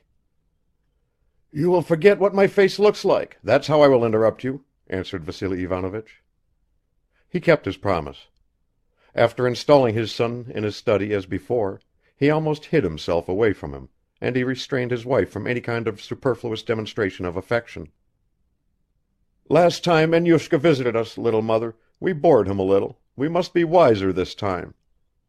Arina Vlasyevna agreed with her husband, but she gained nothing thereby, since she saw her son only at meals and was in the end afraid to say a word to him. "Enyushenska," she would sometimes start to say, but before he had time to look round she would nervously finger the tassels of her handbag and murmur, "Never mind, I only—" And afterwards she would go to Vassily Ivanovich and ask him, her cheeks leaning on her hand, "If only you could find out, darling, what Enyusha would like best for dinner today, beetroot soup or cabbage broth?" "But why didn't you ask him yourself?" "Oh, he'll get tired of me." Bazarov, however, soon ceased to shut himself up. His fever for work abated and was replaced by painful boredom and a vague restlessness. A strange weariness began to show itself in all his movements; even his walk, once so firm, bold and impetuous, was changed. He gave up his solitary rambles and began to see company. He drank tea in the drawing-room, strolled about the kitchen garden with Vassily Ivanovich, smoked a pipe with him in silence, and once even inquired after Father Alexei. At first Vassily Ivanovich rejoiced at this change, but his joy was short-lived. "Enyusha is breaking my heart," he plaintively confided to his wife. "It's not that he's dissatisfied or angry, that would be almost nothing. But he's distressed, he's downcast, and that is terrible. He's always silent. If only he would start to scold us. He's growing thin, and he's lost all the color in his face." "Lord have mercy on us," whispered the old woman. "I would hang a charm around his neck, but of course he won't allow it." Vassily Ivanovich tried several times, in a very tactful manner, to question Bazarov about his work, his health, and about Arkady, but Bazarov's replies were reluctant and casual, and once, noticing that his father was trying gradually to lead up to something in the conversation, he remarked in a vexed tone, "Why do you always seem to be following me about on tiptoe? That way is even worse than the old one." "Well, well, I didn't mean anything," hurriedly answered poor Vassily Ivanovich. So his diplomatic hints remained fruitless. One day, talking about the approaching liberation of the serfs, he hoped to arouse his son's sympathy by making some remarks about progress. But Bazarov only answered indifferently, Yesterday I was walking along the fence and heard our peasant boys, instead of singing an old folk song, bawling some street ditty about 'the time has come for love.' That's what your progress amounts to." Sometimes Bazarov went into the village and in his usual bantering tone got into conversation with some peasant. "Well," he would say to him, "expound your views on life to me, brother. After all, they say the whole strength and future of Russia lies in your hands, that a new era in history will be started by you, that you will give us our real language and our laws." The peasant either answered nothing or pronounced a few words like these: "Oh, we'll try. Also because, you see, in our position—" "You explain to me what your world is," Bazarov interrupted. "And is it the same world which is said to rest on three fishes?" "No, batyushka, it's the land that rests on three fishes," the peasant explained soothingly in a good-natured patriarchal sing-song voice. "And over against our world we know there's the master's will, because you are our fathers. And the stricter the master's rule, the better it is for the peasant." After hearing such a reply one day, Bazarov shrugged his shoulders contemptuously and turned away, while the peasant walked homewards. "What was he talking about?" inquired another peasant, a surly, middle-aged man, who from the door of his hut had witnessed at a distance the conversation with Bazarov. "Was it about arrears of taxes?"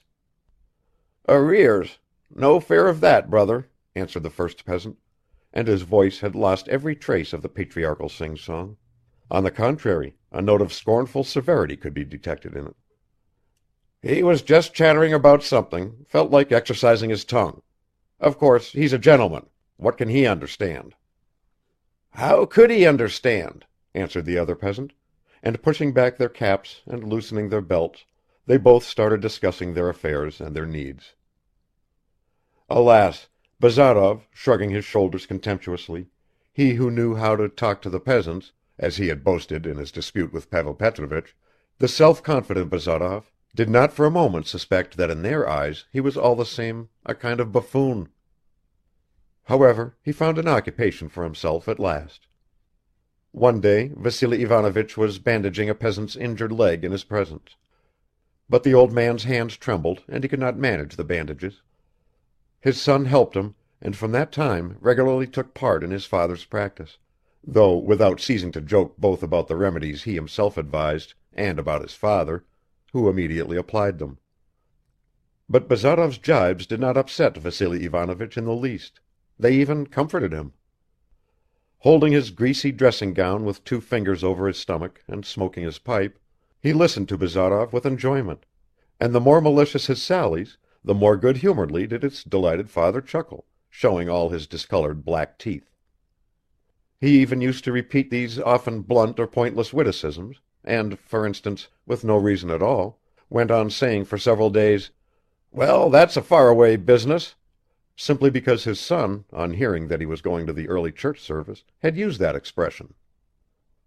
"Thank God he has got over his melancholy," he whispered to his wife. "How he went for me today, it was marvelous." Besides, the idea of having such an assistant filled him with enthusiasm and pride. "Yes, yes," he said to a peasant woman wearing a man's cloak and a horn-shaped hood, as he handed her a bottle of Goulard's extract, or a pot of white ointment, "you, my dear, ought to be thanking God every minute that my son is staying with me. You will be treated now by the most up-to-date scientific methods. Do you know what that means? The Emperor of the French, Napoleon, even he has no better doctor." But the peasant woman, who had come to complain that she felt queer all over, though she was unable to explain what she meant by these words, only bowed low and fumbled in her bosom where she had 4 eggs tied up in the corner of a towel. Once Bazarov pulled out a tooth for a traveling peddler of cloth, and although this tooth was quite an ordinary specimen, Vassily Ivanovich preserved it like some rare object and incessantly repeated, as he showed it to Father Alexei, "Only look, what roots! The strength Evgeny has! That peddler was just lifted up in the air. Even if it had been an oak, he would have rooted it up." "Admirable," Father Alexei would comment at last, not knowing what to answer or how to get rid of the ecstatic old man. One day a peasant from a neighboring village brought over to Vassily Ivanovich his brother, who was stricken with typhus. The unhappy man, lying flat on a truss of straw, was dying. His body was covered with dark patches. He had long ago lost consciousness. Vassily Ivanovich expressed his regret that no one had taken any steps to secure medical aid earlier, and said it was impossible to save the man. In fact, the peasant never got his brother home again. He died as he was, lying in the cart. 3 days later, Bazarov came into his father's room and asked him if he had any silver nitrate. "Yes, what do you want it for?" "I want it to burn out a cut." "For whom?" "For myself." "How for yourself? What is that? What sort of a cut? Where is it?" "Here, on my finger. I went today to the village where they brought that peasant with typhus, you know. They wanted to open the body for some reason, and I've had no practice at that sort of a thing for a long time." "Well?" "Well, so I asked the district doctor to help, and so I cut myself." Vassily Ivanovich suddenly turned completely white, and without saying a word rushed into his study and returned at once with a piece of silver nitrate in his hand. Bazarov was about to take it and go away. "For God's sake," muttered Vassily Ivanovich, "let me do it myself." Bazarov smiled. "What a devoted practitioner you are!" "Don't laugh, please. Show me your finger. It's a small cut. Am I hurting you?" "Press harder, don't be afraid." Vassily Ivanovich stopped. "What do you think, Evgeny? Wouldn't it be better to burn it with a hot iron?" "That ought to have been done sooner. Now really even the silver nitrate is useless." "If I've caught the infection, it's too late now." "How? Too late?" murmured Vassily Ivanovich almost inaudibly. "I should think so. It's over 4 hours ago." Vassily Ivanovich burned the cut a little more. "But hadn't the district doctor got any caustic?" "No." "How can that be? Good heavens! A doctor who is without such an indispensable thing?" "You should have seen his lancets," remarked Bazarov, and went out. Till late that evening and all the following day, Vassily Ivanovich kept seizing on every possible pretext to go into his son's room, and though far from mentioning the cut, he even tried to talk about the most irrelevant subjects. He looked so persistently into his son's face, and watched him with so much anxiety, that Bazarov lost patience and threatened to leave the house.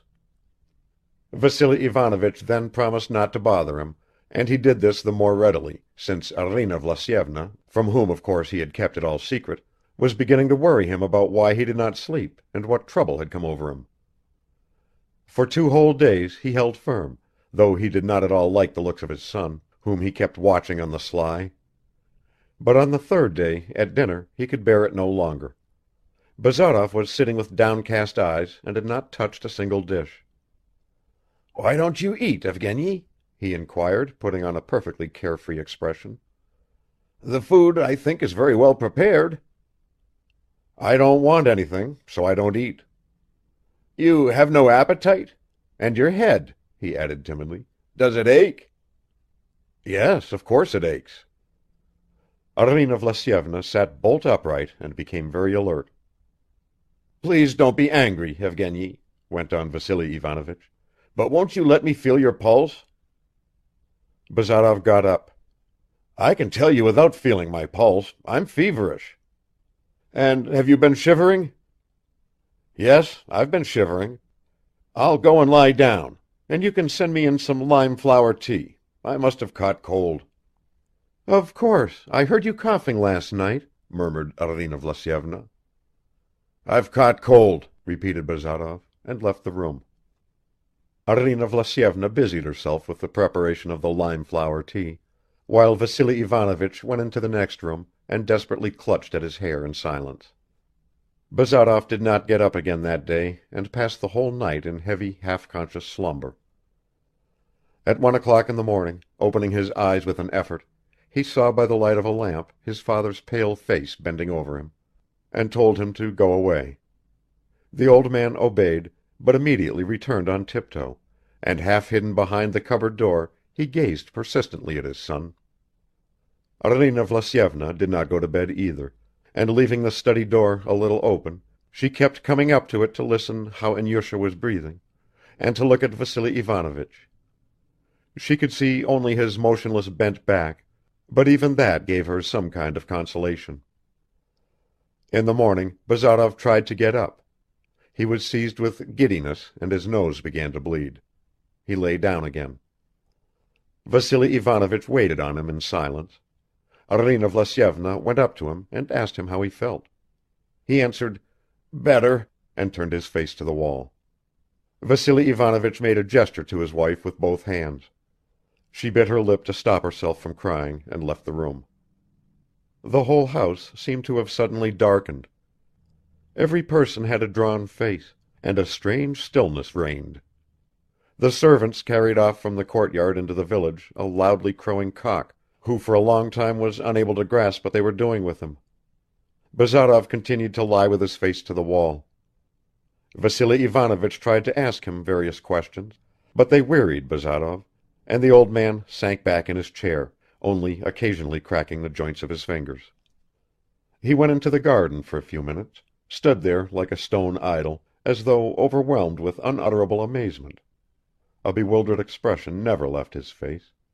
Then went back again to his son, trying to avoid his wife's questions. At last she caught him by the arm and convulsively, almost threateningly, asked, "What is wrong with him?" Then he collected his thoughts and forced himself to smile at her in reply, but to his own horror, instead of smiling, he suddenly started to laugh.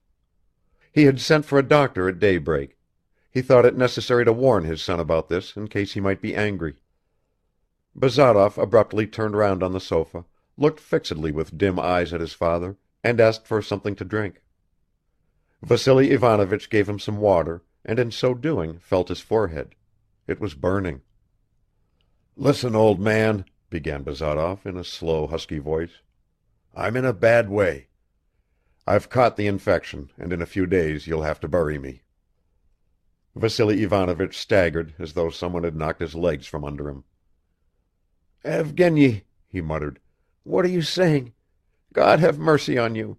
You've caught cold." "Stop that," interrupted Bazarov in the same slow, deliberate voice. "A doctor has no right to talk like that.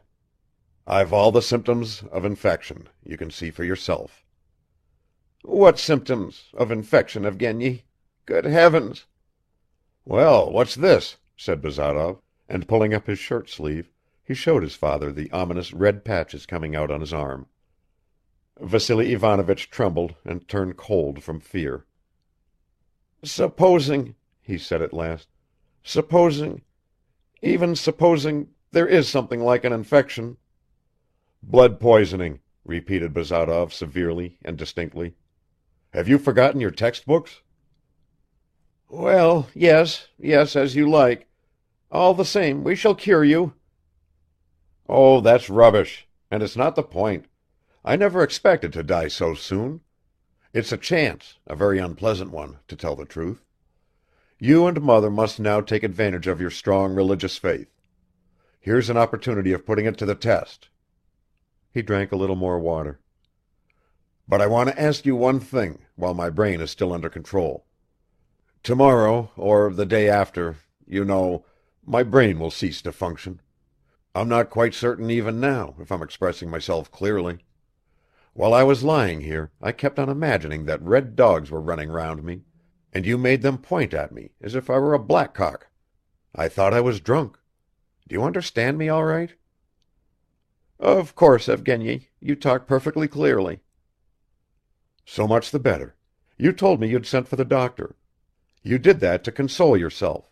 Now console me too. Send a messenger." "To Arkady Nikolaich?" interposed the old man.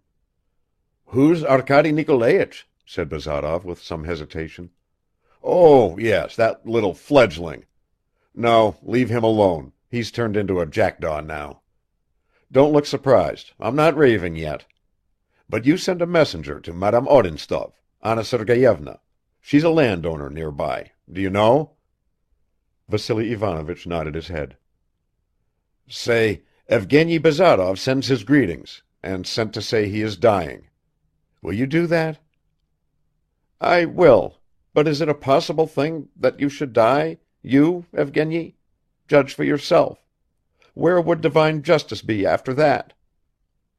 "I don't know. Only you send the messenger." "I'll send him this minute, and I'll write a letter myself." "No, why? Say I send my greetings, and nothing more is necessary. And now I'll go back to my dogs. How strange. I want to fix my thoughts on death, and nothing comes of it. I see a kind of patch, and nothing more." He turned over heavily towards the wall, and Vassily Ivanovich went out of the study, and struggling as far as his wife's bedroom, collapsed on his knees in front of the sacred images. "Pray, Arina, pray to God," he groaned. "Our son is dying." The doctor, that same district doctor who had been without any caustic, arrived, and after examining the patient, advised them to persevere with a cooling treatment, and threw in a few words about the possibility of recovery. "Have you ever seen people in my state not setting off for the Elysian fields?" asked Bazarov, and suddenly snatching the leg of a heavy table standing near his sofa, he swung it round and pushed it away. "There's strength enough," he murmured. "It's all there still, and I must die. An old man has time at least to outgrow the habit of living, but well, let me try to deny death. It will deny me, and that's the end of it. Who's crying there?" he added after a pause. "Mother? Poor mother! Whom will she feed now with her wonderful cabbage soup? And I believe you're whimpering too, Vassily Ivanovich. Why, if Christianity doesn't help you, be a philosopher, a Stoic, and that sort of thing. Surely you prided yourself on being a philosopher." "What kind of philosopher am I?" sobbed Vassily Ivanovich, and the tears streamed down his cheeks. Bazarov got worse with every hour. The disease progressed rapidly, as usually happens in cases of surgical poisoning. He had not yet lost consciousness and understood what was said to him. He still struggled. "I don't want to start raving," he muttered, clenching his fists. "What rubbish it all is!" And then he said abruptly, "Come, take 10 from 8. What remains?" Vassily Ivanovich wandered about like one possessed, proposing first one remedy, then another, and ended by doing nothing except cover up his son's feet.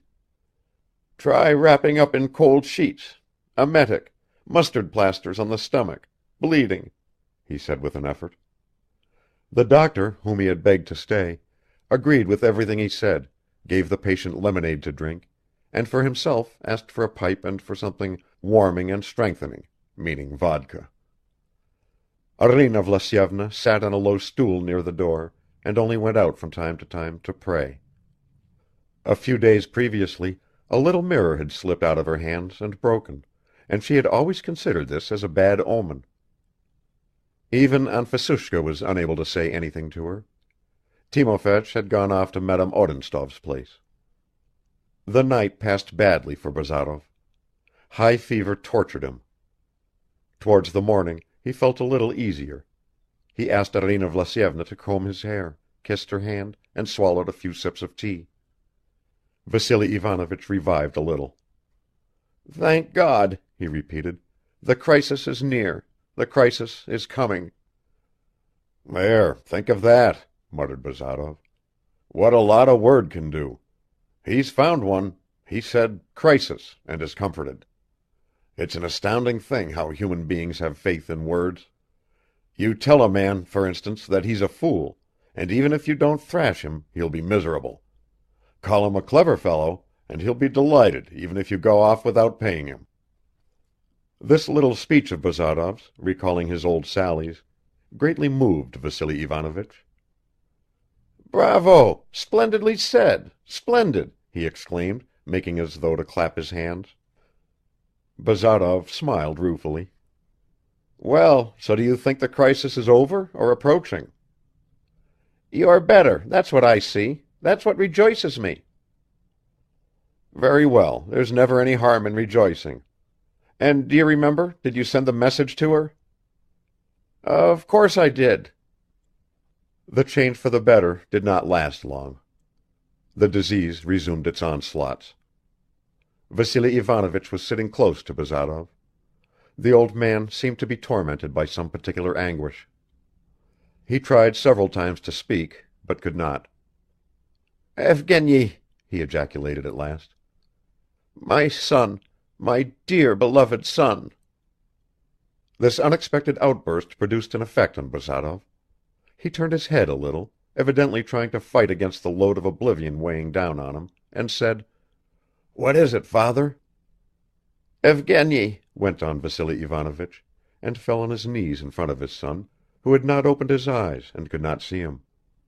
"You're better now. Please God, you will recover. But make good use of this interval, comfort your mother and me, fulfill your duty as a Christian. How hard it is for me to say this to you, how terrible! But still more terrible would be forever and ever, Evgeny. Just think what..." The old man's voice broke, and a strange look passed over his son's face, though he still lay with his eyes closed.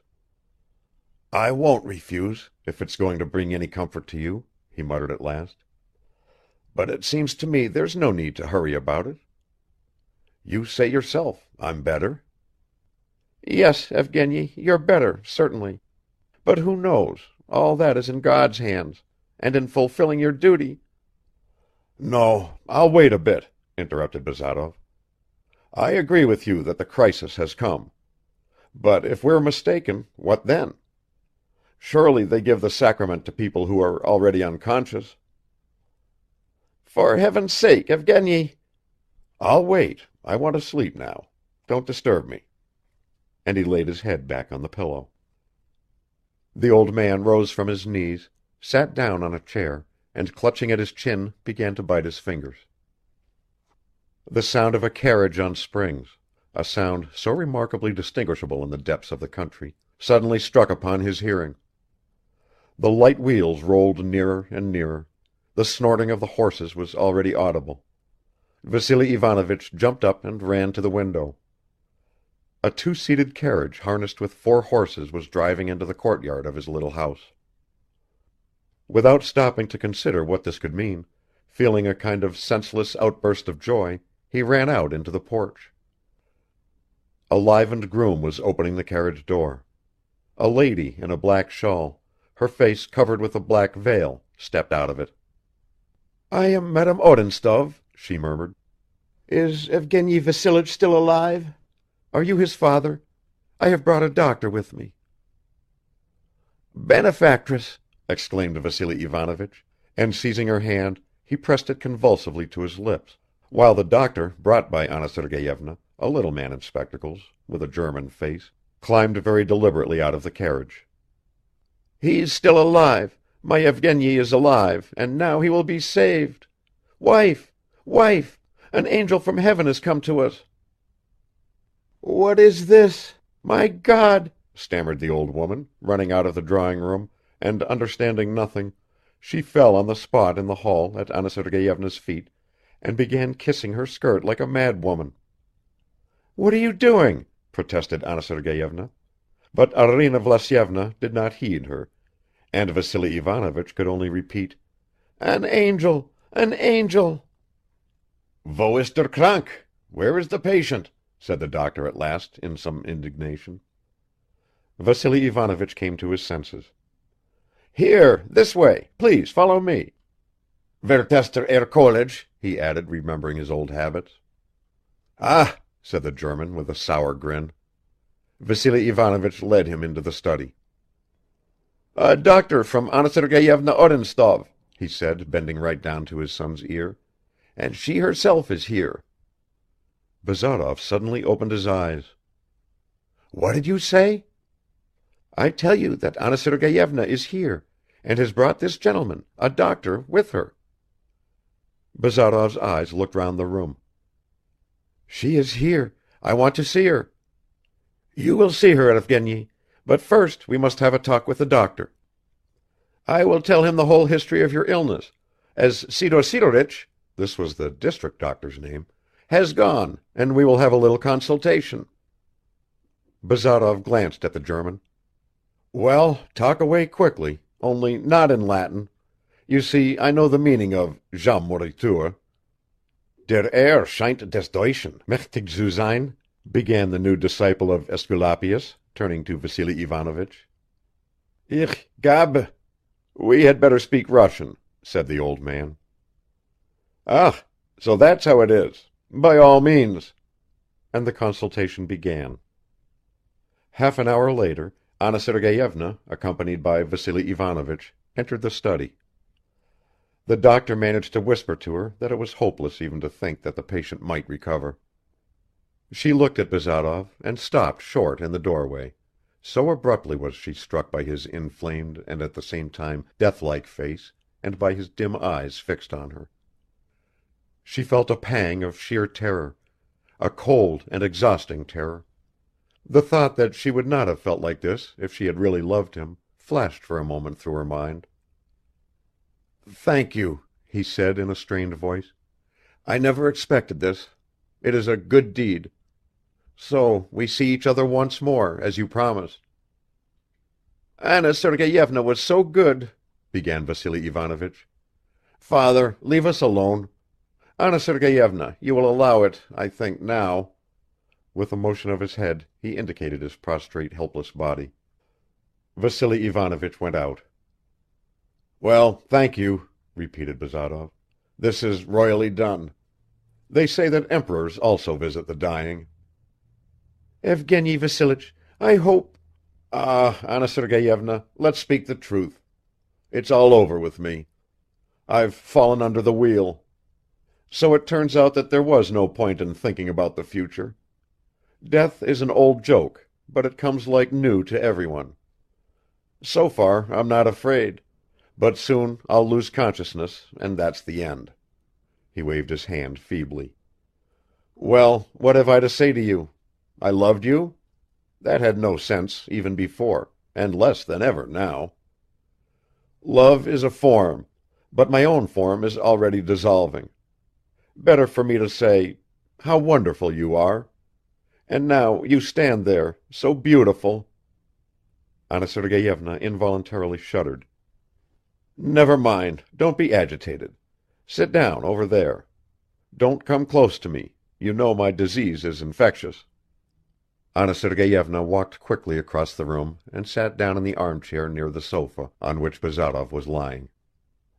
"Noble-hearted," he whispered.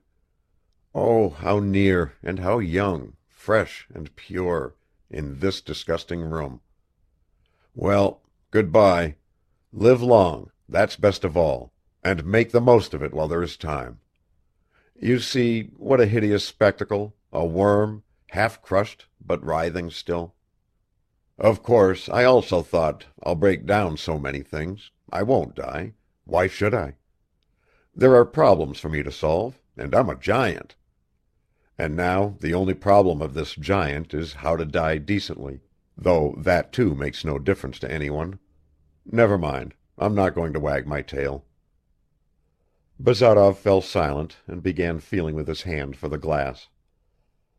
Anna Sergeyevna gave him some water to drink, without taking off her glove, and breathing apprehensively. "You will forget me," he began again. "The dead is no companion for the living. My father will tell you what a man Russia has lost in me. That's nonsense, but don't disillusion the old man. Whatever toy comforts the child, you know. And be kind to my mother. People like them can't be found in your great world, even if you search for them by day with a torch. Russia needed me. No, clearly I wasn't needed. And who is needed? The shoemaker's needed, the tailor's needed, the butcher sells meat. The butcher... Wait a bit, I'm getting mixed up. There's a forest here." Bazarov put his hand on his forehead. Anna Sergeyevna bent over him. "Evgeny Vassilich, I am here." He at once took his hand away and raised himself. "Good-bye," he said with sudden force, and his eyes flashed with a parting gleam. "Good-bye. Listen, you know I never kissed you then. Breathe on the dying lamp and let it go out." Anna Sergeyevna touched his forehead with her lips. "Enough," he murmured, and fell back on the pillow. "And now darkness." Anna Sergeyevna slipped softly out. "Well?" Vassily Ivanovich asked her in a whisper. "He has fallen asleep," she answered almost inaudibly. Bazarov was not destined to awaken again. Towards evening he sank into a complete coma, and the following day he died. Father Alexei performed the last rites of religion over him. When they anointed him, and the holy oil touched his breast, one of his eyes opened, and it seemed as though, at the sight of the priest in his vestments, of the smoking censer, of the candle burning in front of the image, something like a shudder of horror passed through his death-stricken face. When at last he had stopped breathing and a general lamentation arose in the house, Vassily Ivanovich was seized by a sudden fit of frenzy. "I said I should rebel," he shouted hoarsely, his face red and distorted, and shaking his fist in the air as if he were threatening someone. "And I rebel! I rebel!" But Arina Vlasyevna, all in tears, flung her arms round his neck and both fell on their knees together. So, side by side, related Anfisushka afterwards in the servants' room, they bowed their poor heads like lambs in the heat of noonday. But the heat of noonday passes and is followed by evening and night, and there comes the return to a quiet refuge where sleep is sweet for the tormented and weary. End of chapter 27. Fathers and Sons by Ivan Turgenev. Translated by Richard Hare. Chapter 28. 6 months passed. White winter had set in with the cruel stillness of cloudless frosts, with its thick crunching snow, rosy hoarfrost on the trees, pale emerald sky, wreaths of smoke curling above the chimneys, steam emerging from momentarily opened doors, with those fresh faces which look bitten by cold, and the hurrying trot of shivering horses. A January day was drawing to its close. The evening cold pierced keenly through the motionless air, and a brilliant sunset was rapidly dying away. Lights were burning in the windows of the house at Mariino. Prokovich, in a black tailcoat and white gloves, with an air of unusual solemnity, was laying the table for 7. A week earlier, in the small parish church, 2 weddings had taken place quietly, almost without witnesses. Arkady's marriage to Katya, and that of Nikolai Petrovich to Fenichka. And on this day Nikolai Petrovich was giving a farewell dinner for his brother, who was going away to Moscow on some business. Anna Sergeyevna had also gone there directly the wedding was over, after making generous presents to the young couple. Punctually at 3 o'clock the whole company assembled at the table. Mitya was brought along too, and with him appeared a nurse in an embroidered peasant headdress. Pavel Petrovich sat between Katya and Fenichka, the husbands sat next to their wives. Our friends had somewhat changed lately. They all seemed to have grown better looking and stronger. Only Pavel Petrovich had become thinner, which, incidentally, still further enhanced the elegant and grand seigneur quality of his expressive features. Fenichka, too, was different. In a fresh-colored silk dress with a wide velvet headdress on her hair, and a gold chain around her neck, she sat respectfully motionless, respectful towards herself and everyone around her, and smiled as if she wanted to say, "Excuse me, I'm not to blame." And not only she, the others also all smiled and seemed to excuse themselves. They all felt a little awkward, a little sad, but fundamentally happy. They all helped each other with an amusing attentiveness, as if they had agreed in advance to act some good-natured comedy. Katya was quieter than any of the others. She looked confidently around her, and it was already noticeable that Nikolai Petrovich had managed to become quite devoted to her. Just before the dinner was over, he stood up, and holding his glass in his hand, turned to Pavel Petrovich. "You are leaving us, dear brother," he began. "Not for long, of course, but still I can't help telling you how much we. That's the worst of it, we don't know how to make speeches. Arkady, you speak." "No, Daddy, I'm not prepared for it." "And I'm so well prepared? Well, brother, I simply say, allow us to embrace you, to wish you all the best, and come back to us soon."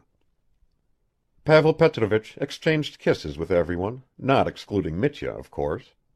Moreover, he kissed Fenichka's hand, which she had not yet learned to offer properly, and drinking off his refilled glass, he said with a deep sigh, "Be happy, my friends. Farewell." This English ending passed unnoticed, but everyone was deeply touched. "To Bazarov's memory," whispered Katya in her husband's ear as she clinked glasses with him.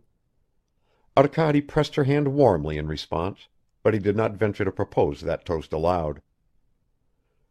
This would seem to be the end, but perhaps some of our readers would care to know what each of the characters we have introduced is doing now, at the present moment. We are ready to satisfy that interest.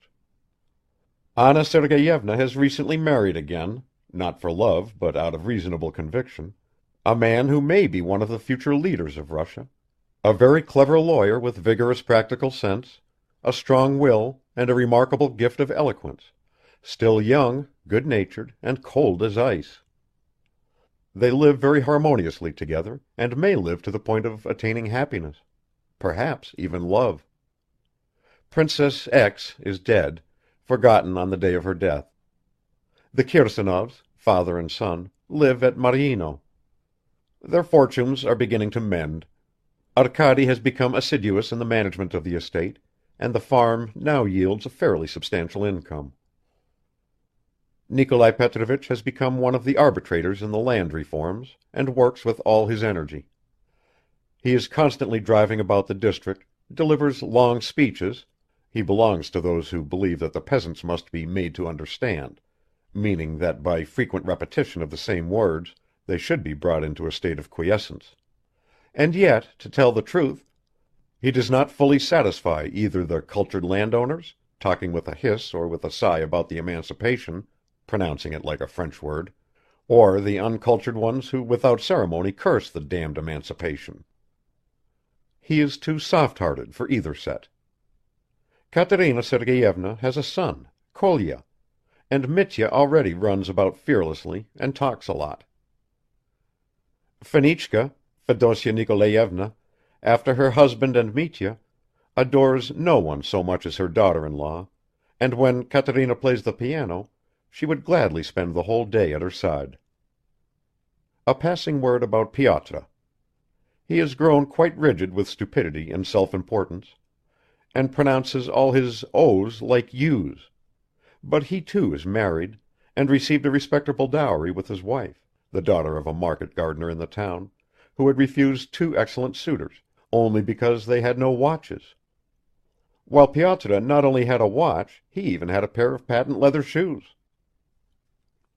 In Dresden, on the Brühl terrace, between 2 and 4 o'clock, the most fashionable time for walking, you may meet a man of about 50, already quite grey and looking as though he suffered from gout, but still handsome, elegantly dressed, and with that special style which comes only to those who have long been accustomed to move in the higher ranks of society.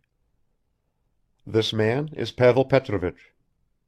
From Moscow he went abroad for his health, and has settled down in Dresden, where he associates chiefly with English people and with Russian visitors.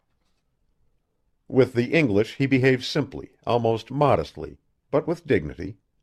They find him a trifle boring, but respect him for being, as they say, a perfect gentleman.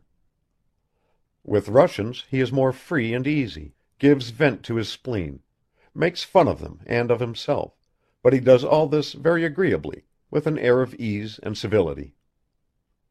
He holds Slavophile views. This is known to be regarded in the best society as très distingué. He reads nothing in Russian, but on his writing desk there stands a silver ashtray in the shape of a peasant's plated shoe. He is much sought after by our Russian tourists. Matvei Ilyitch Kolyazin, happening to be in temporary opposition, paid him a ceremonious visit on his way to a Bohemian watering place, and the local population, with whom, incidentally, he has little to do, treat him with an almost awestruck veneration. No one can so readily and quickly secure tickets for the court choir and the theatre as Herr Baron von Kirsanov. He does as much good as he can. He still causes some stir in the world. Not for nothing was he once such a great social lion. But his life is a burden to him, a heavier burden than he himself suspects. One should look at him in the Russian church. When leaning against the wall on one side, he stands absorbed in thought without stirring for a long time, bitterly compressing his lips, then suddenly recollects himself, and begins almost imperceptibly to cross himself. Madame Kukshina also settled abroad.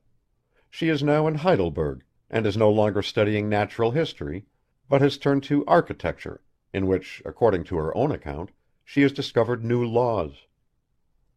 As before, she associates with students, especially with young Russians studying physics and chemistry, with whom Heidelberg is crowded, and who at first astonish the naive German professors by their sober outlook on things, but later on astound the same professors by their complete incapability and absolute laziness. In company with 2 or 3 such young chemistry students, who cannot distinguish oxygen from nitrogen, but are brimming over with destructive criticism and conceit, Sitnikov, together with the great Elisyevich, also prepares to become a great man. He roams about in Petersburg, convinced that he is carrying on the task of Bazarov. There is a story that someone recently gave him a beating, but that he secured his revenge. In an obscure little article, hidden away in some obscure little periodical, he hinted that the man who had beaten him was a coward. He calls this irony.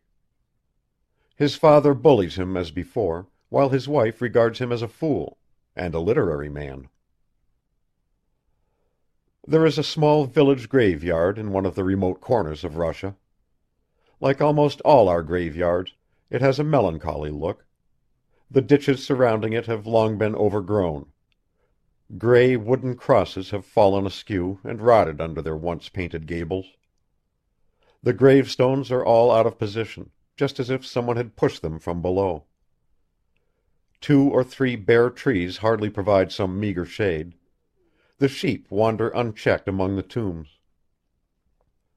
But among them is one grave untouched by human beings and not trampled on by any animal. Only the birds perch on it and sing at daybreak. An iron railing surrounds it, and 2 young fir trees have been planted there, one at each end. Evgeny Bazarov is buried in this tomb. Often from the nearby village 2 frail old people come to visit it, a husband and wife. Supporting one another, they walk with heavy steps. They go up to the iron railing, fall on their knees and weep long and bitterly, and gaze intently at the silent stone under which their son lies buried.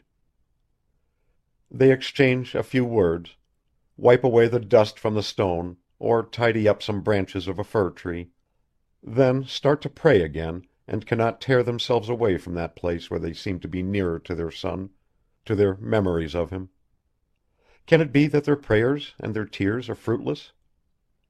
Can it be that love, sacred devoted love, is not all-powerful? Oh, no. However passionate, sinful, or rebellious the heart hidden in the tomb, the flowers growing over it peep at us serenely with their innocent eyes.